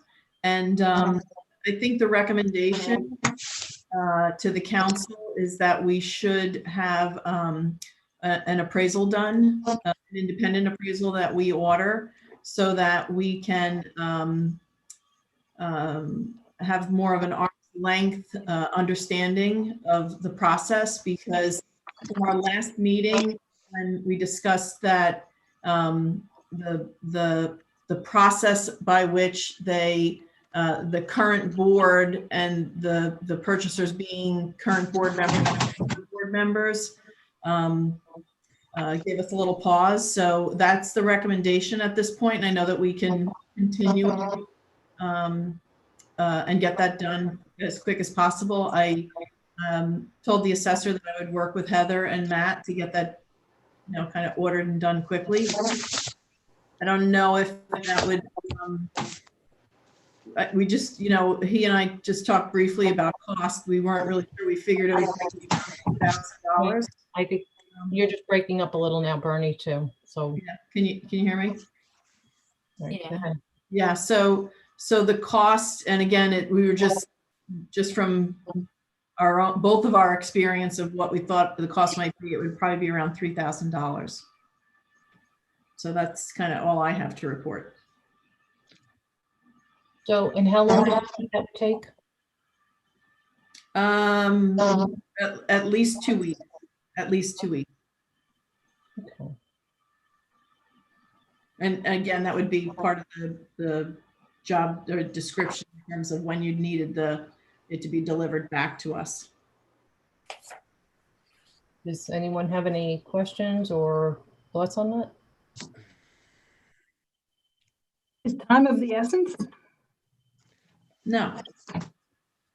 I think Rich Barclay might be listening in. Do you want to ask him what his timing is? Rich Barclay. Sorry, one sec. Yes, he is. Okay, let's bring Rich in. Bringing him in. Hey, Rich, just when he's there, Rich, just do us a favor. We have some questions here, and if you don't mind, first unmute and then just state your name and address for the record and who you're representing. Rich Barclay for Ridgecrest at 711 Ridge Road in Ridgewood. So who had the question? I guess well, I'll respond to the appraisal. I can't change anyone's mind if that's what the council wants to do. It's extremely frustrating that, these things are coming up the day of these meetings. Every time we have a meeting now, something is required and this is now going to put us back another 30 days. When we originally came to the village, our first conversation with the professionals was in September. And I thought everything was fine. We could have had things like this done and no one responded. And I understand everyone's busy, and I know that, I'm not casting blame. I just am a little frustrated with the fact that these things are coming up each Wednesday, and I don't know when it's going to end, and this will affect our timing for sure. So, Rich, I just want to explain one thing, that Councilwoman Walsh has some idea about how to approach this, and she's done some legwork on it. Just by, just my observation, just being on village council for so long, it's not like she can just call all of us and email us and make a decision, because that would be we can't operate that way. We have to operate this way. Fortunately for transparency, but unfortunately in many ways, because it kind of drags things out, and when people want to expedite their matter at hand, it kind of drags that down. But in defense of council colleagues, I don't think that this is just how we operate in meetings. It's the way it is. Okay. And my other comment is I don't see a correlation between the pilot agreement and the fair market value of the property. We have 2 MIA certified appraisals. I don't know what a third is going to do, especially because the point of the pilot is to foster our agreement to continue the same 40-year relationship that we've had with the village, to provide affordable housing, to ensure that the affordable housing will continue, to do what's right for the village, and to do what's right for the residents of Ridgecrest. Fair market value, and again, I'm not going to change your mind probably to get the appraisal, but that shouldn't really have a bearing on the pilot. The pilot is in the New Jersey statutes to foster affordable housing. So, if you get 10 appraisals, you can get 10 fair market values, but we're not a fair market value project. We're an affordable housing project. Right. So let me just ask a quick question, because I don't have all my files in front of me. Did we obtain copies of those appraisals? Yes, we did. Thank you. And they were sent around. So Bernadette, we have, it's probably in my other computer, so sorry. Bernadette, what are your thoughts on that? Like, what does that gain? And do you mean because it's our appraisal? Okay, so there's a couple of things, and again, I know that when Rich and I talked, the council, at least I wasn't part of any of those conversations that you're discussing from back in October or September. I personally, I don't know if any other council members were part of those discussions. I was not. So, and I asked, when it was first brought to the council, I asked several questions to which there weren't answers at that time. And it's not uncommon for us at a council meeting to ask questions and then do follow-up. So I've been doing my follow-up. I believe only have one appraisal, but the appraisals are not for, in my opinion, and again, I'm not going to speak for our assessor, but I was under the impression that the assessor had been brought in on all of this. The assessor has not given an opinion on the process. So I would like Heather, certainly as the manager, and the assessor to also have a comfort level, because this pilot comes up only, every 30 years, and we have to make sure that we do it right. And the fact that the ownership is transferring from a board of directors to another ownership was not open, it was not offered on the open market. Whether they're Ridgewood people or not, that to me made me very uncomfortable. So, I'm only one council member as well. My council colleagues can have their opinions. This is just my opinion. And again, I don't think I can change that, and I understand that. I don't understand the open market, but we're doing this for the exact opposite. We think it's a good reason why we're doing it, for the exact opposite that you do, and I've gone through that. I was under the impression the tax assessor was going to be here this evening. I thought that's what we said at the last Wednesday's meeting. I would have thought someone would have brought up something this week, but again, I can't change. I understand it's the way village hall works. I don't really have a choice, I guess. So I appreciate working through the process. So it is going to hurt us timeline. This will put us back now another 30 days. So that's just what's frustrating to me, and I apologize if that's coming out. Okay. All right. Thank you, Rich. We're going to just Dylan can kind of pull Rich out of the Well, discussion. I do want to thank Rich first for answering some of my questions earlier today. What Bernadette brought up last time gave me pause, and Rich has supplied me with documents from the applications that show that both HUD and DCA were made aware of who was in the existing ownership lineup and who was going to be in the new partnership. So that was made clear during the process, during the application process, and that gave me some comfort. Okay. So thank you, Rich. Thank you. Okay.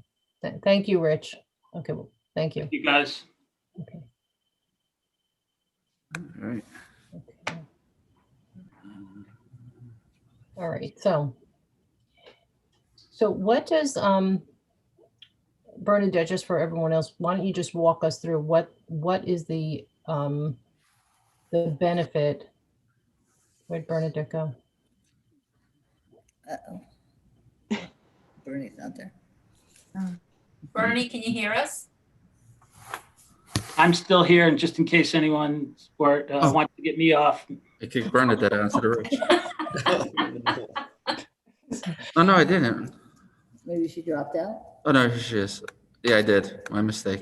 Can you just pull Rich out of there? Yeah, ma'am. Here's Sorry, Bernadette. Bernie. Hello, welcome back. Unmute. Are you muted? So Bernadette, just kind of walk us through what this will, you're just uncomfortable. You feel that we should be engaging in our own due diligence because you're uncomfortable with the process. You have an issue, a comfort level issue. And so if you want to talk more about that, I think it's and I don't feel comfortable speaking for our assessor. I certainly had a conversation, and I can only share that he is also comfortable with getting an appraisal to do the proper due diligence for the village. I'll share that because I asked him if I could share that because I didn't know that he was or wasn't going to be invited to the meeting this evening. So I asked him to connect with Heather so that they could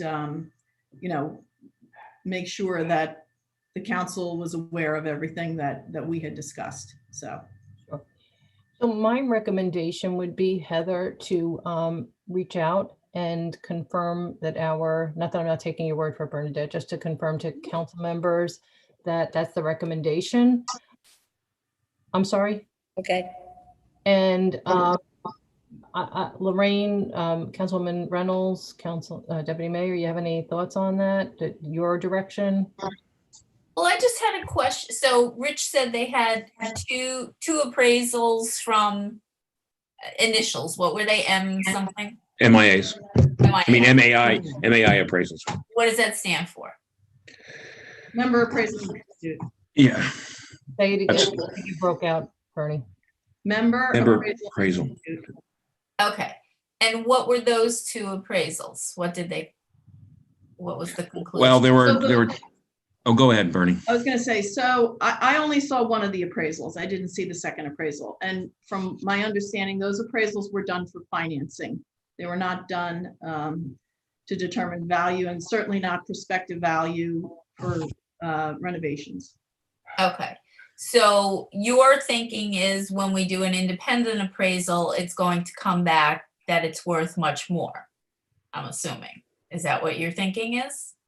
I'm saying that we should have an appraisal done to determine what the value is. I don't want to give my opinion. Okay. Okay. And then would it change anything though? Because with, right now, I guess they have a dollar amount set up with a bank and with HUD. It may. Okay. It may. There's some other land use issues that I think we also have to review. What are those, Bernie? Just so I know what they are, because I think there are two parcels, and I think that just to get an independent appraisal so we can examine that as well on behalf of the village. So Matt, I want to ask a question. Sure. This transaction, because the period of time that affordable units are required to remain in that inventory, at this point, that the timing on that, these units fall probably outside of that period. Well, we know they do. So we know that it's a 30-year, so we're outside of that 30-year. Does this at all jeopardize that piece of this this effort, that the affordable units, if this is not handled properly, may fall out of that? I mean, I don't know what you're asking. If it's not handled properly, may fall out of it. There's an agreement with HUD and the operation of Ridgecrest that there's a 30-year deed restriction that these units are to remain affordable units. How many years? I'm sorry, 30 year. 30 year. Yeah. And if the property was ever to change from or tried to change, if the owners ever tried to change it from affordable units to fair market units, they would have to first have a court decide, during the time period, during this 30-year time period, they'd first have to have a court decide that the deed restriction should be void. Secondly, they'd have to deal with us from the village standpoint, because this is an integral part of our affordable housing and our housing element.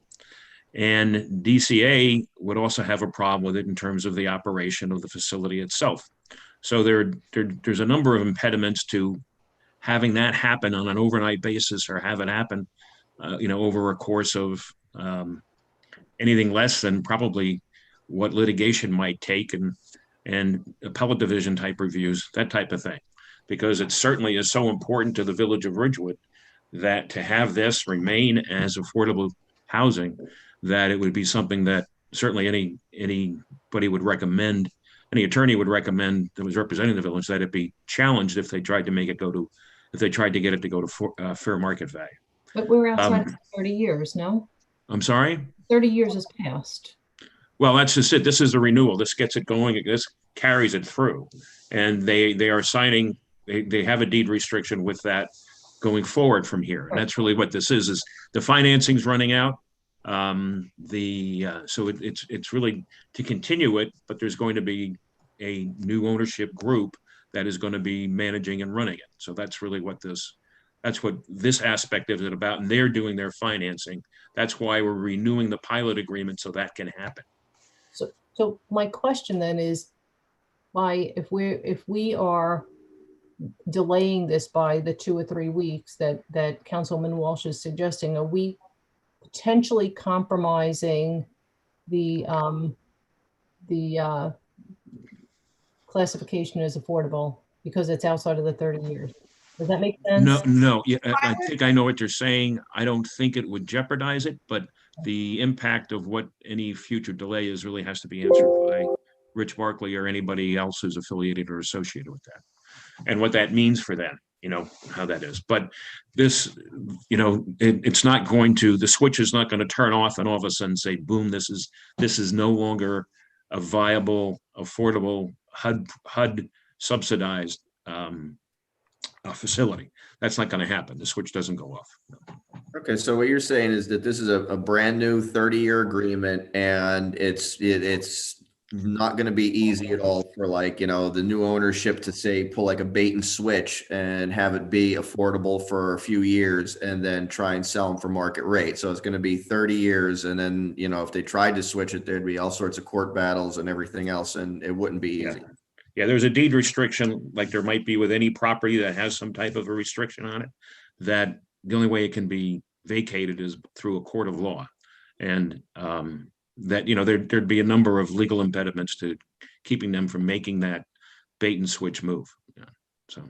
Well, that's good. That's what we want to keep it, keep the residents of Ridgecrest, Right. in Ridgecrest and functioning. I mean, just think about, it's got that many units. They're all elderly or disabled units. The issue of switching that all of a sudden to something that's fair market value just can't happen. I mean, you're displacing all those people.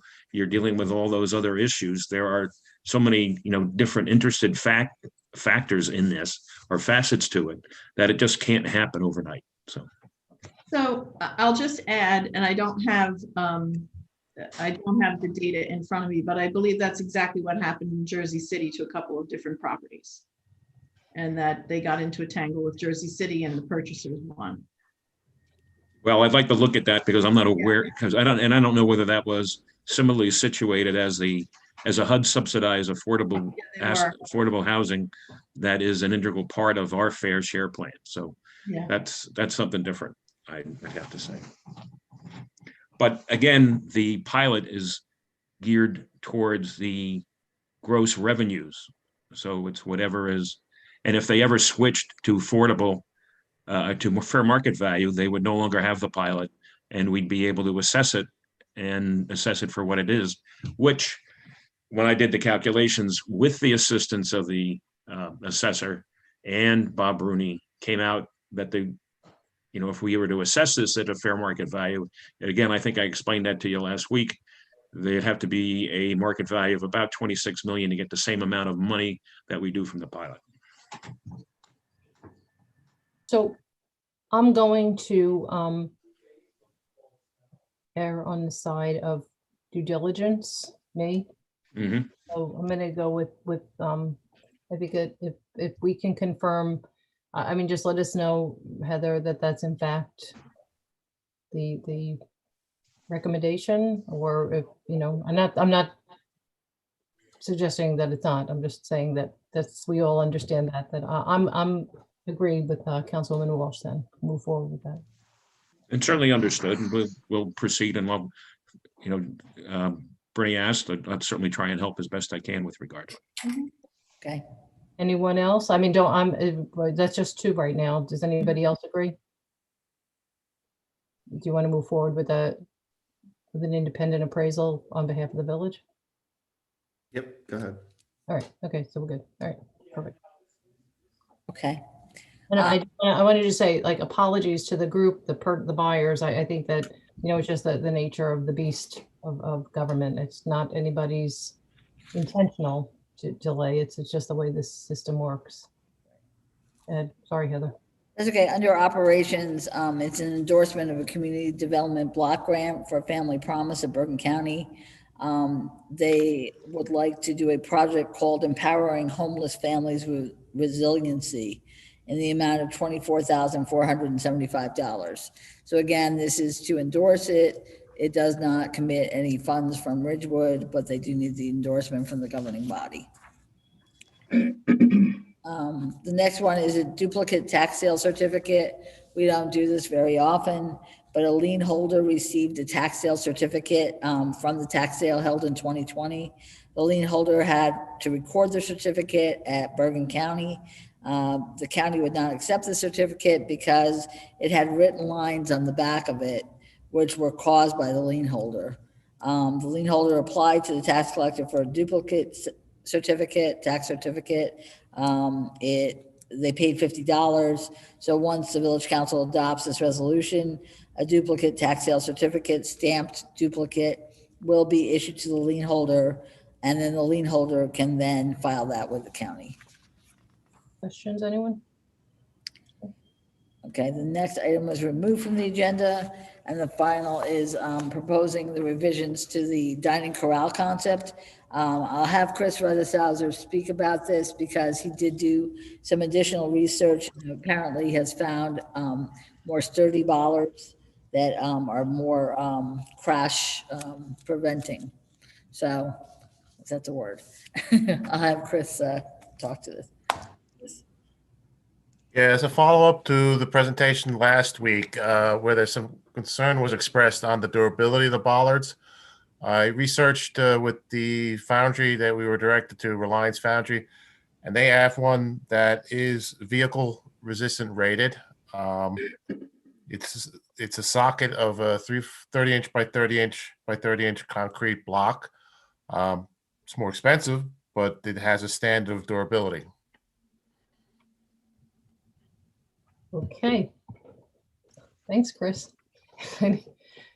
So I have to say, I thought that we kind of discussed the bollards last week to an extent that we probably never discussed anything. And after the meeting, I thought, I really love the bollards. I'm going to call Pam and tell her I'm all in. So it's very funny because now I see this and I think it's really a much better option, because kudos to this council for raising those concerns and for finding, to Chris for finding something that would work better. So anybody, any thoughts? I do. I just had a question with the spacing on them. Sure. I think I saw something that said like 6 feet apart. Working with the traffic bureau. Obviously, as a vehicle we're approaching at a corral, we'd have 1 or 2 bollards depending on the width of the corral right at that location. The infill bollards could be of the kind I had proposed last week, which do not have the durability, but will still provide like the fencing appearance of a corral. But the part that's in the street that, you know, if you're driving a car down and the bollards are, you know, on one side of the car, what is the spacing in that location? Those would probably be around the 4 foot to 5 foot on center. I really don't think we're going to go much wider. I know Jay Chuck, when I've discussed this with him, he had a recommended spacing for safety and security reasons. I'd like to maintain that again. Right. I mean, I'm thinking it has to be even less, 4 to 5 feet. I mean, if your car is going in the wrong direction, you can go pretty far before that's going to stop you. Well, the concrete block is 2.5 feet. So if they're within 4 feet, the block is going to start to become one monolith of concrete that they're going to be set in. Mm-hmm. Okay. I mean, I think this resolves the whole thing. No? Well, I got nervous when it says it will stop a vehicle in approximately 3.3 feet. If there are tables within 3.3 feet of the bollards, which I assume they're going to be, and a car does go through it, those people are going to get seriously hurt.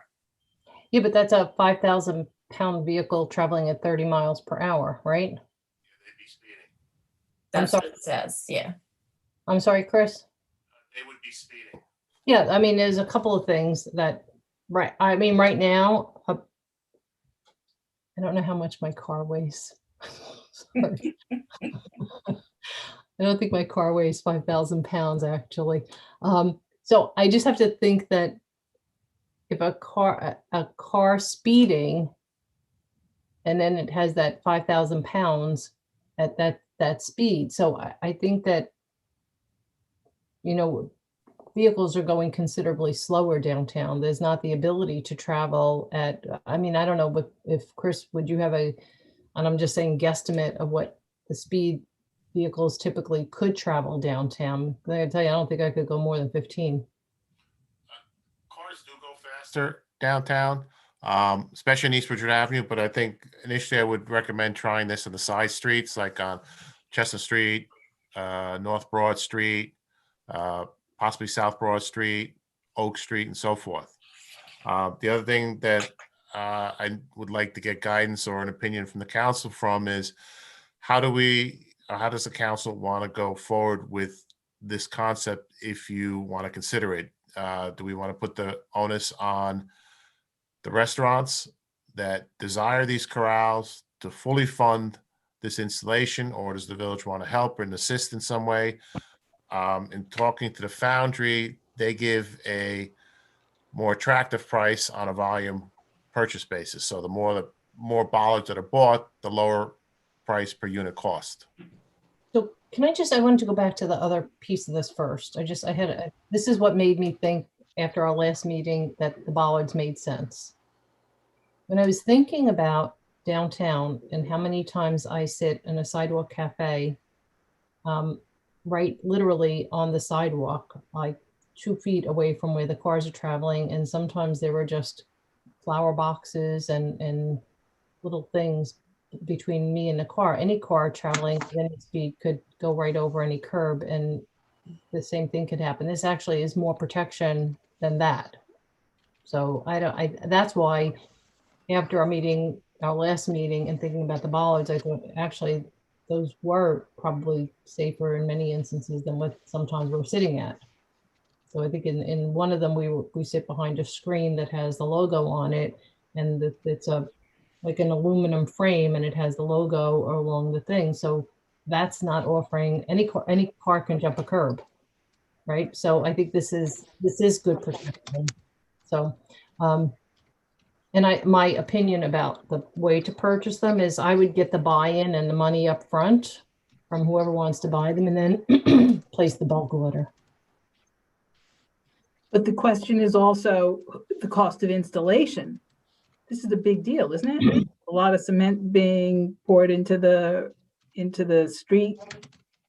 Well, Yeah. 300 per bollard. for Shipping installation. alone has got to be expensive on these things. I'm sorry, Pam, you broke out. Say that again. Shipping alone has to be pretty expensive on these things, but the installation is also looks pretty involved. It is a construction project. The concrete has to be, the excavation has to be shaped properly. Depth has to be reached. Concrete has to be cast. It is a durable installation. Durable. Okay. Any estimate on the cost to install a Ballard? A guesstimate of about 300 each. I've reviewed that in my mind, and I think I may be on the low side. But again, the more that are purchased or installed, the lower per unit cost it should be. So, I mean, even if you were taking 50% of the cost of the bollard and applying that as the cost to install, so even if you increase it 3 to 4. So, I mean, it is a big deal. But I mean, I guess we'd have to find out from the businesses, how many businesses would be interested, because how many bollards would one business need? could do that at CBDAC and get and talk to all the restaurant owners or we kind of have an idea. We were working on it already, who would be interested. But it would help, Chris, if you could give me a drawing, because we're talking about two different kinds of bollards, and they'll have to space it out with their design and figure out whether it's worth it to them. I think if we told them, look, the village is thinking about covering the installation, not guaranteeing it, but if you could tell us what you want and are willing to pay for, we'll try to make it happen. Because the installation of the lesser ones is going to be less expensive than the more crash-proof ones. Wait, Chris, we don't hear you. Yes, the non-crash rated ones are significantly cheaper to install. I think Pam's suggestion's a good way to go and see, exactly how many we would need and what businesses would be interested in. And then, we could bring it back and see, they would maybe pay for the cost of the ballards, but then maybe we could split the cost of installation since, they'd be more permanent and in the street. And, once we get all that information, we could kind of make a decision then. Chris, I forgot to look at one thing. The weight of this compared to the other, it was 126 pounds. Do you recall how much the other one weighed? The other one weighed around 30 or 40 pounds. Yeah. So when when these have to be moved, it's much heavier, obviously, for somebody to pick it up and just move. Okay. I love the ball. I think it's just a clean, crisp look, but I think we need to know who would be interested and how that would work out. Chris, can I share those cut sheets with CBDAC? I would have no problem you sharing them as long as the rest of the council was in concurrence. Yep. Yeah, share them. Yep. You can actually go right on the website too. Yeah, right. The retractable ones were nice, but. Right. Okay. That's it. Good. Good. So the next item is the review of next week's public meeting agenda. So we have 3 proclamations: Read Across America Day, Super Science Saturday, which is virtual, and then recognizing the 100th anniversary of Ridgewood Water, which is actually this year. We have resolutions authorizing the 2021 temporary water utility capital budget. We have one ordinance to introduce for Ridgewood Water, which is design work for well rehabilitation and well treatment for the Ravine well and the New Mar well. Resolutions for Ridgewood Water, Title 59 approval and award of contract for laboratory analysis services, award contract under Bergen County contract, salts, award contract under state contract, materials and supplies for water main repairs, order additional award of contract under state contract by Bituminous Concrete and various road materials, authorize change order improvements to well houses and transfer stations for Southside, Eder, and Lakeview, establish interest rates for delinquent payments to the water utility for 2021, and set grace period for payment of water utility bills and accept Ridgewood Water ambulance fee. We do have introduction of ordinances, amending Chapter 145 fees for the football fees, amending Chapter 190 use and development for the stormwater management regulations, amending Chapter 265 vehicles and traffic, grab and go parking spaces in the central business district. We may or may not need that one. We're checking the ordinances. We may not need that. That's for the one on Hudson. Right. We actually may not need it. So amending Chapter 258 for towing, amending Chapter 145 for fees for towing fees, amending Chapter 249 for streets and sidewalks, street opening permit regulations, amending Chapter 55 open space, recreation, farmland, and historic preservation committee to change the terms. Public hearing, we have the fire department salary ordinance. We have the bond ordinance for street paving and streetscape. We have amendment to the local supplemental violation bureau schedule of designated offenses from the municipal court. We have the establishing the stop signs at East Side Avenue, Albert Place, and Maxwell Place, and the supervisor's salary ordinance. The continued public hearing is authorizing the renewal of the pilot agreement for Ridgecrest, which I guess we're going to continue again to March.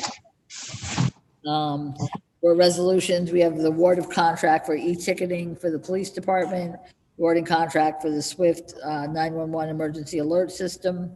We'll check into the division of how much each paid. Contract under the source code, the purchasing contract for leasing of police vehicles, awarding professional services contract for the 2021 tax assessment map, establishing interest rates for delinquent taxes, establish interest rates for non-payment of other municipal liens, establishing interest rates for delinquent payments for significant sewer discharger bills, endorsing the community development block grant for Family Promise of Bergen County, authorizing the issuance of a duplicate tax sale certificate, supporting the New Jersey Life Action Plan, authorizing budget reserve transfers, New Jersey future aging, which we aren't doing, so that'll be off. And we'll, bring that back to discuss further and possibly have it on for March. We do have a couple of closed session items next week, but that's all I have. Are there, I don't know what is all the noise. So on ordinance 3834, the renewal of the pilot agreement for Ridgecrest, rather than waiting until March, why don't we continue it? Why don't we make the date on that when we continue that to that special public meeting? Okay. Yeah, in February, because then if everything is done, we expedite that item and move it off the desk. Right, so that'd be the 24th. Right. So Okay. if that leaves us enough time and everything works, we get that taken care of sooner rather than later. Then they don't have to wait the 30 days. We get it done sooner. Okay. Right. All good. Right. Okay. And everybody was good with the consent agenda. We're just pulling the futures off, right? That's It's it. coming off completely until we discuss it further. Okay. Everybody's good? Yep. All right. Very good. So with that, we'll go back to public comments, not to exceed 5 minutes per person. Please raise your hand, state your name and address for the record. Anyone, please raise your hand.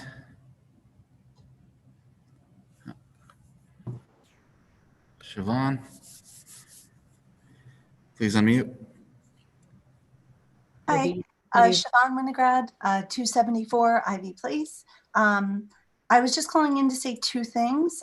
First, I was thrilled to see the social media policy discussed. As you know, I've been asking about it for several years, and I think it's great that we're moving forward. So I'm so thrilled about that. I do think, with some of the discussion, I agree with Lorraine that, social media is just one element of communication.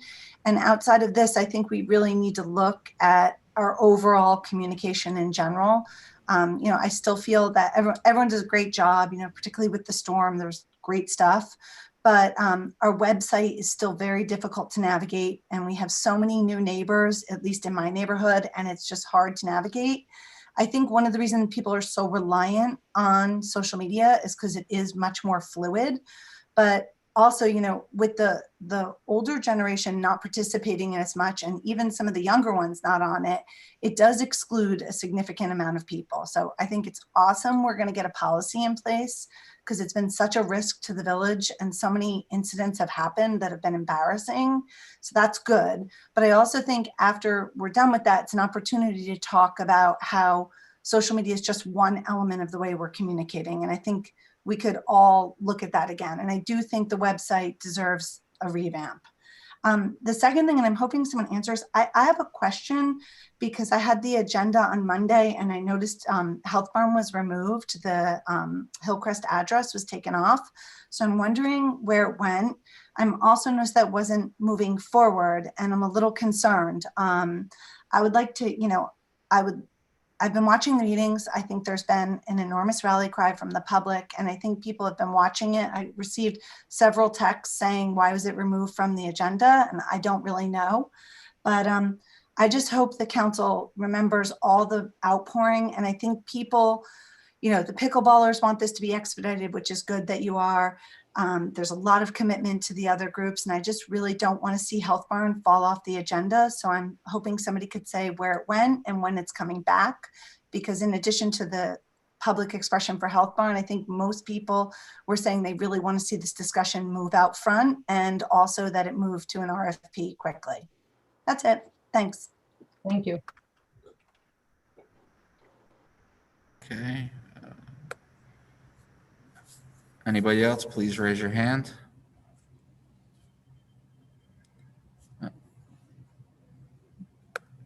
Rory Calaby, please unmute. Good evening. Name and address for the. Good evening.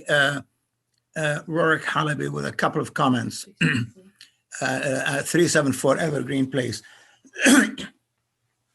One, as far as parking, I think we need someone with the vision and the courage to say the central business district is in a death spiral. You have to face it. And you look at Glen Rock, they do not charge for parking. Midland Park does not charge for parking. Wyckoff does not charge for parking. Let us just have free parking and people park as they wish.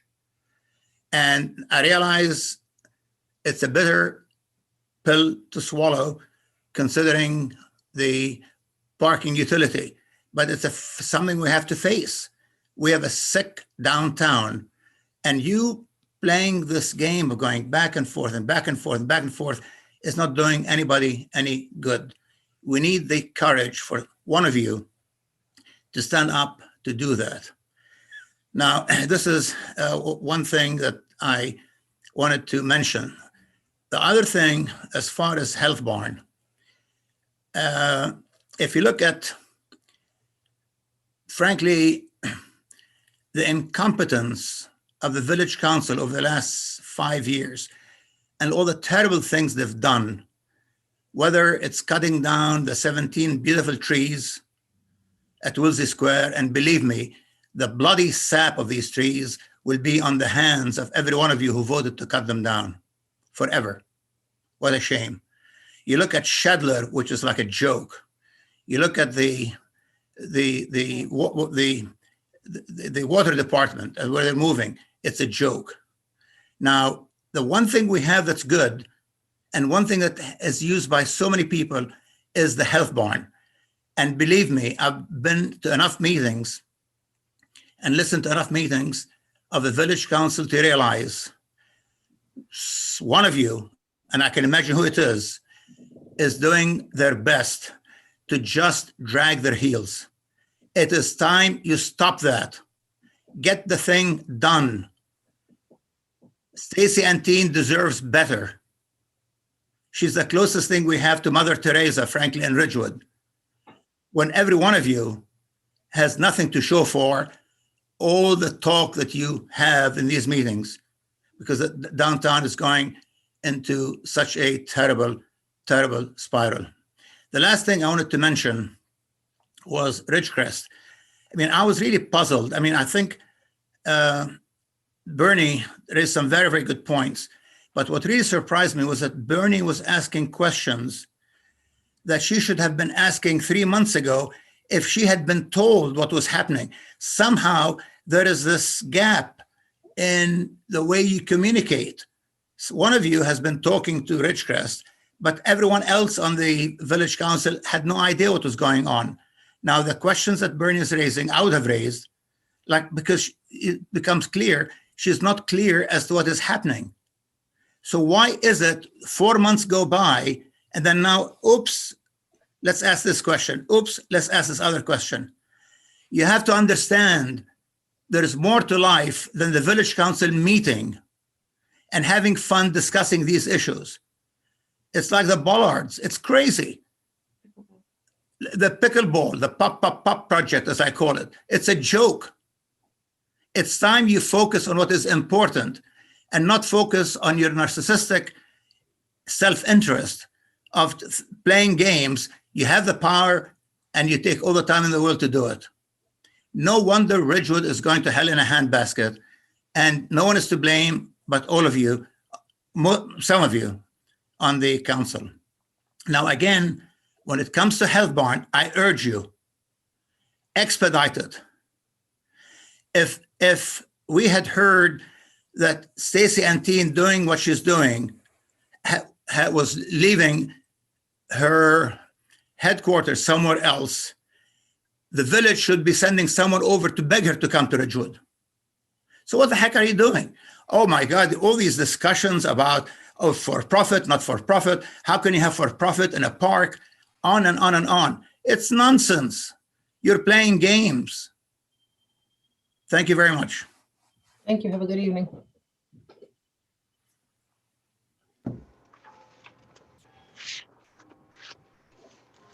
Anybody else, please raise your hand.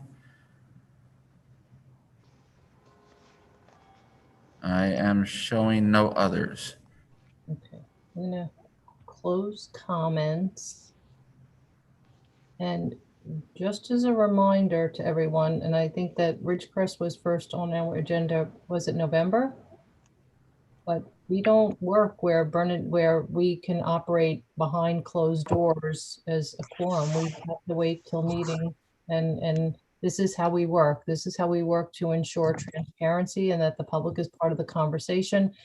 And I think that Councilwoman Walsh raises good issues, good questions. I'm sorry, somebody speaking, and this is just how government operates. It's, we'll like it, love it or leave it, but it is how it is. So with that, do we have closed session?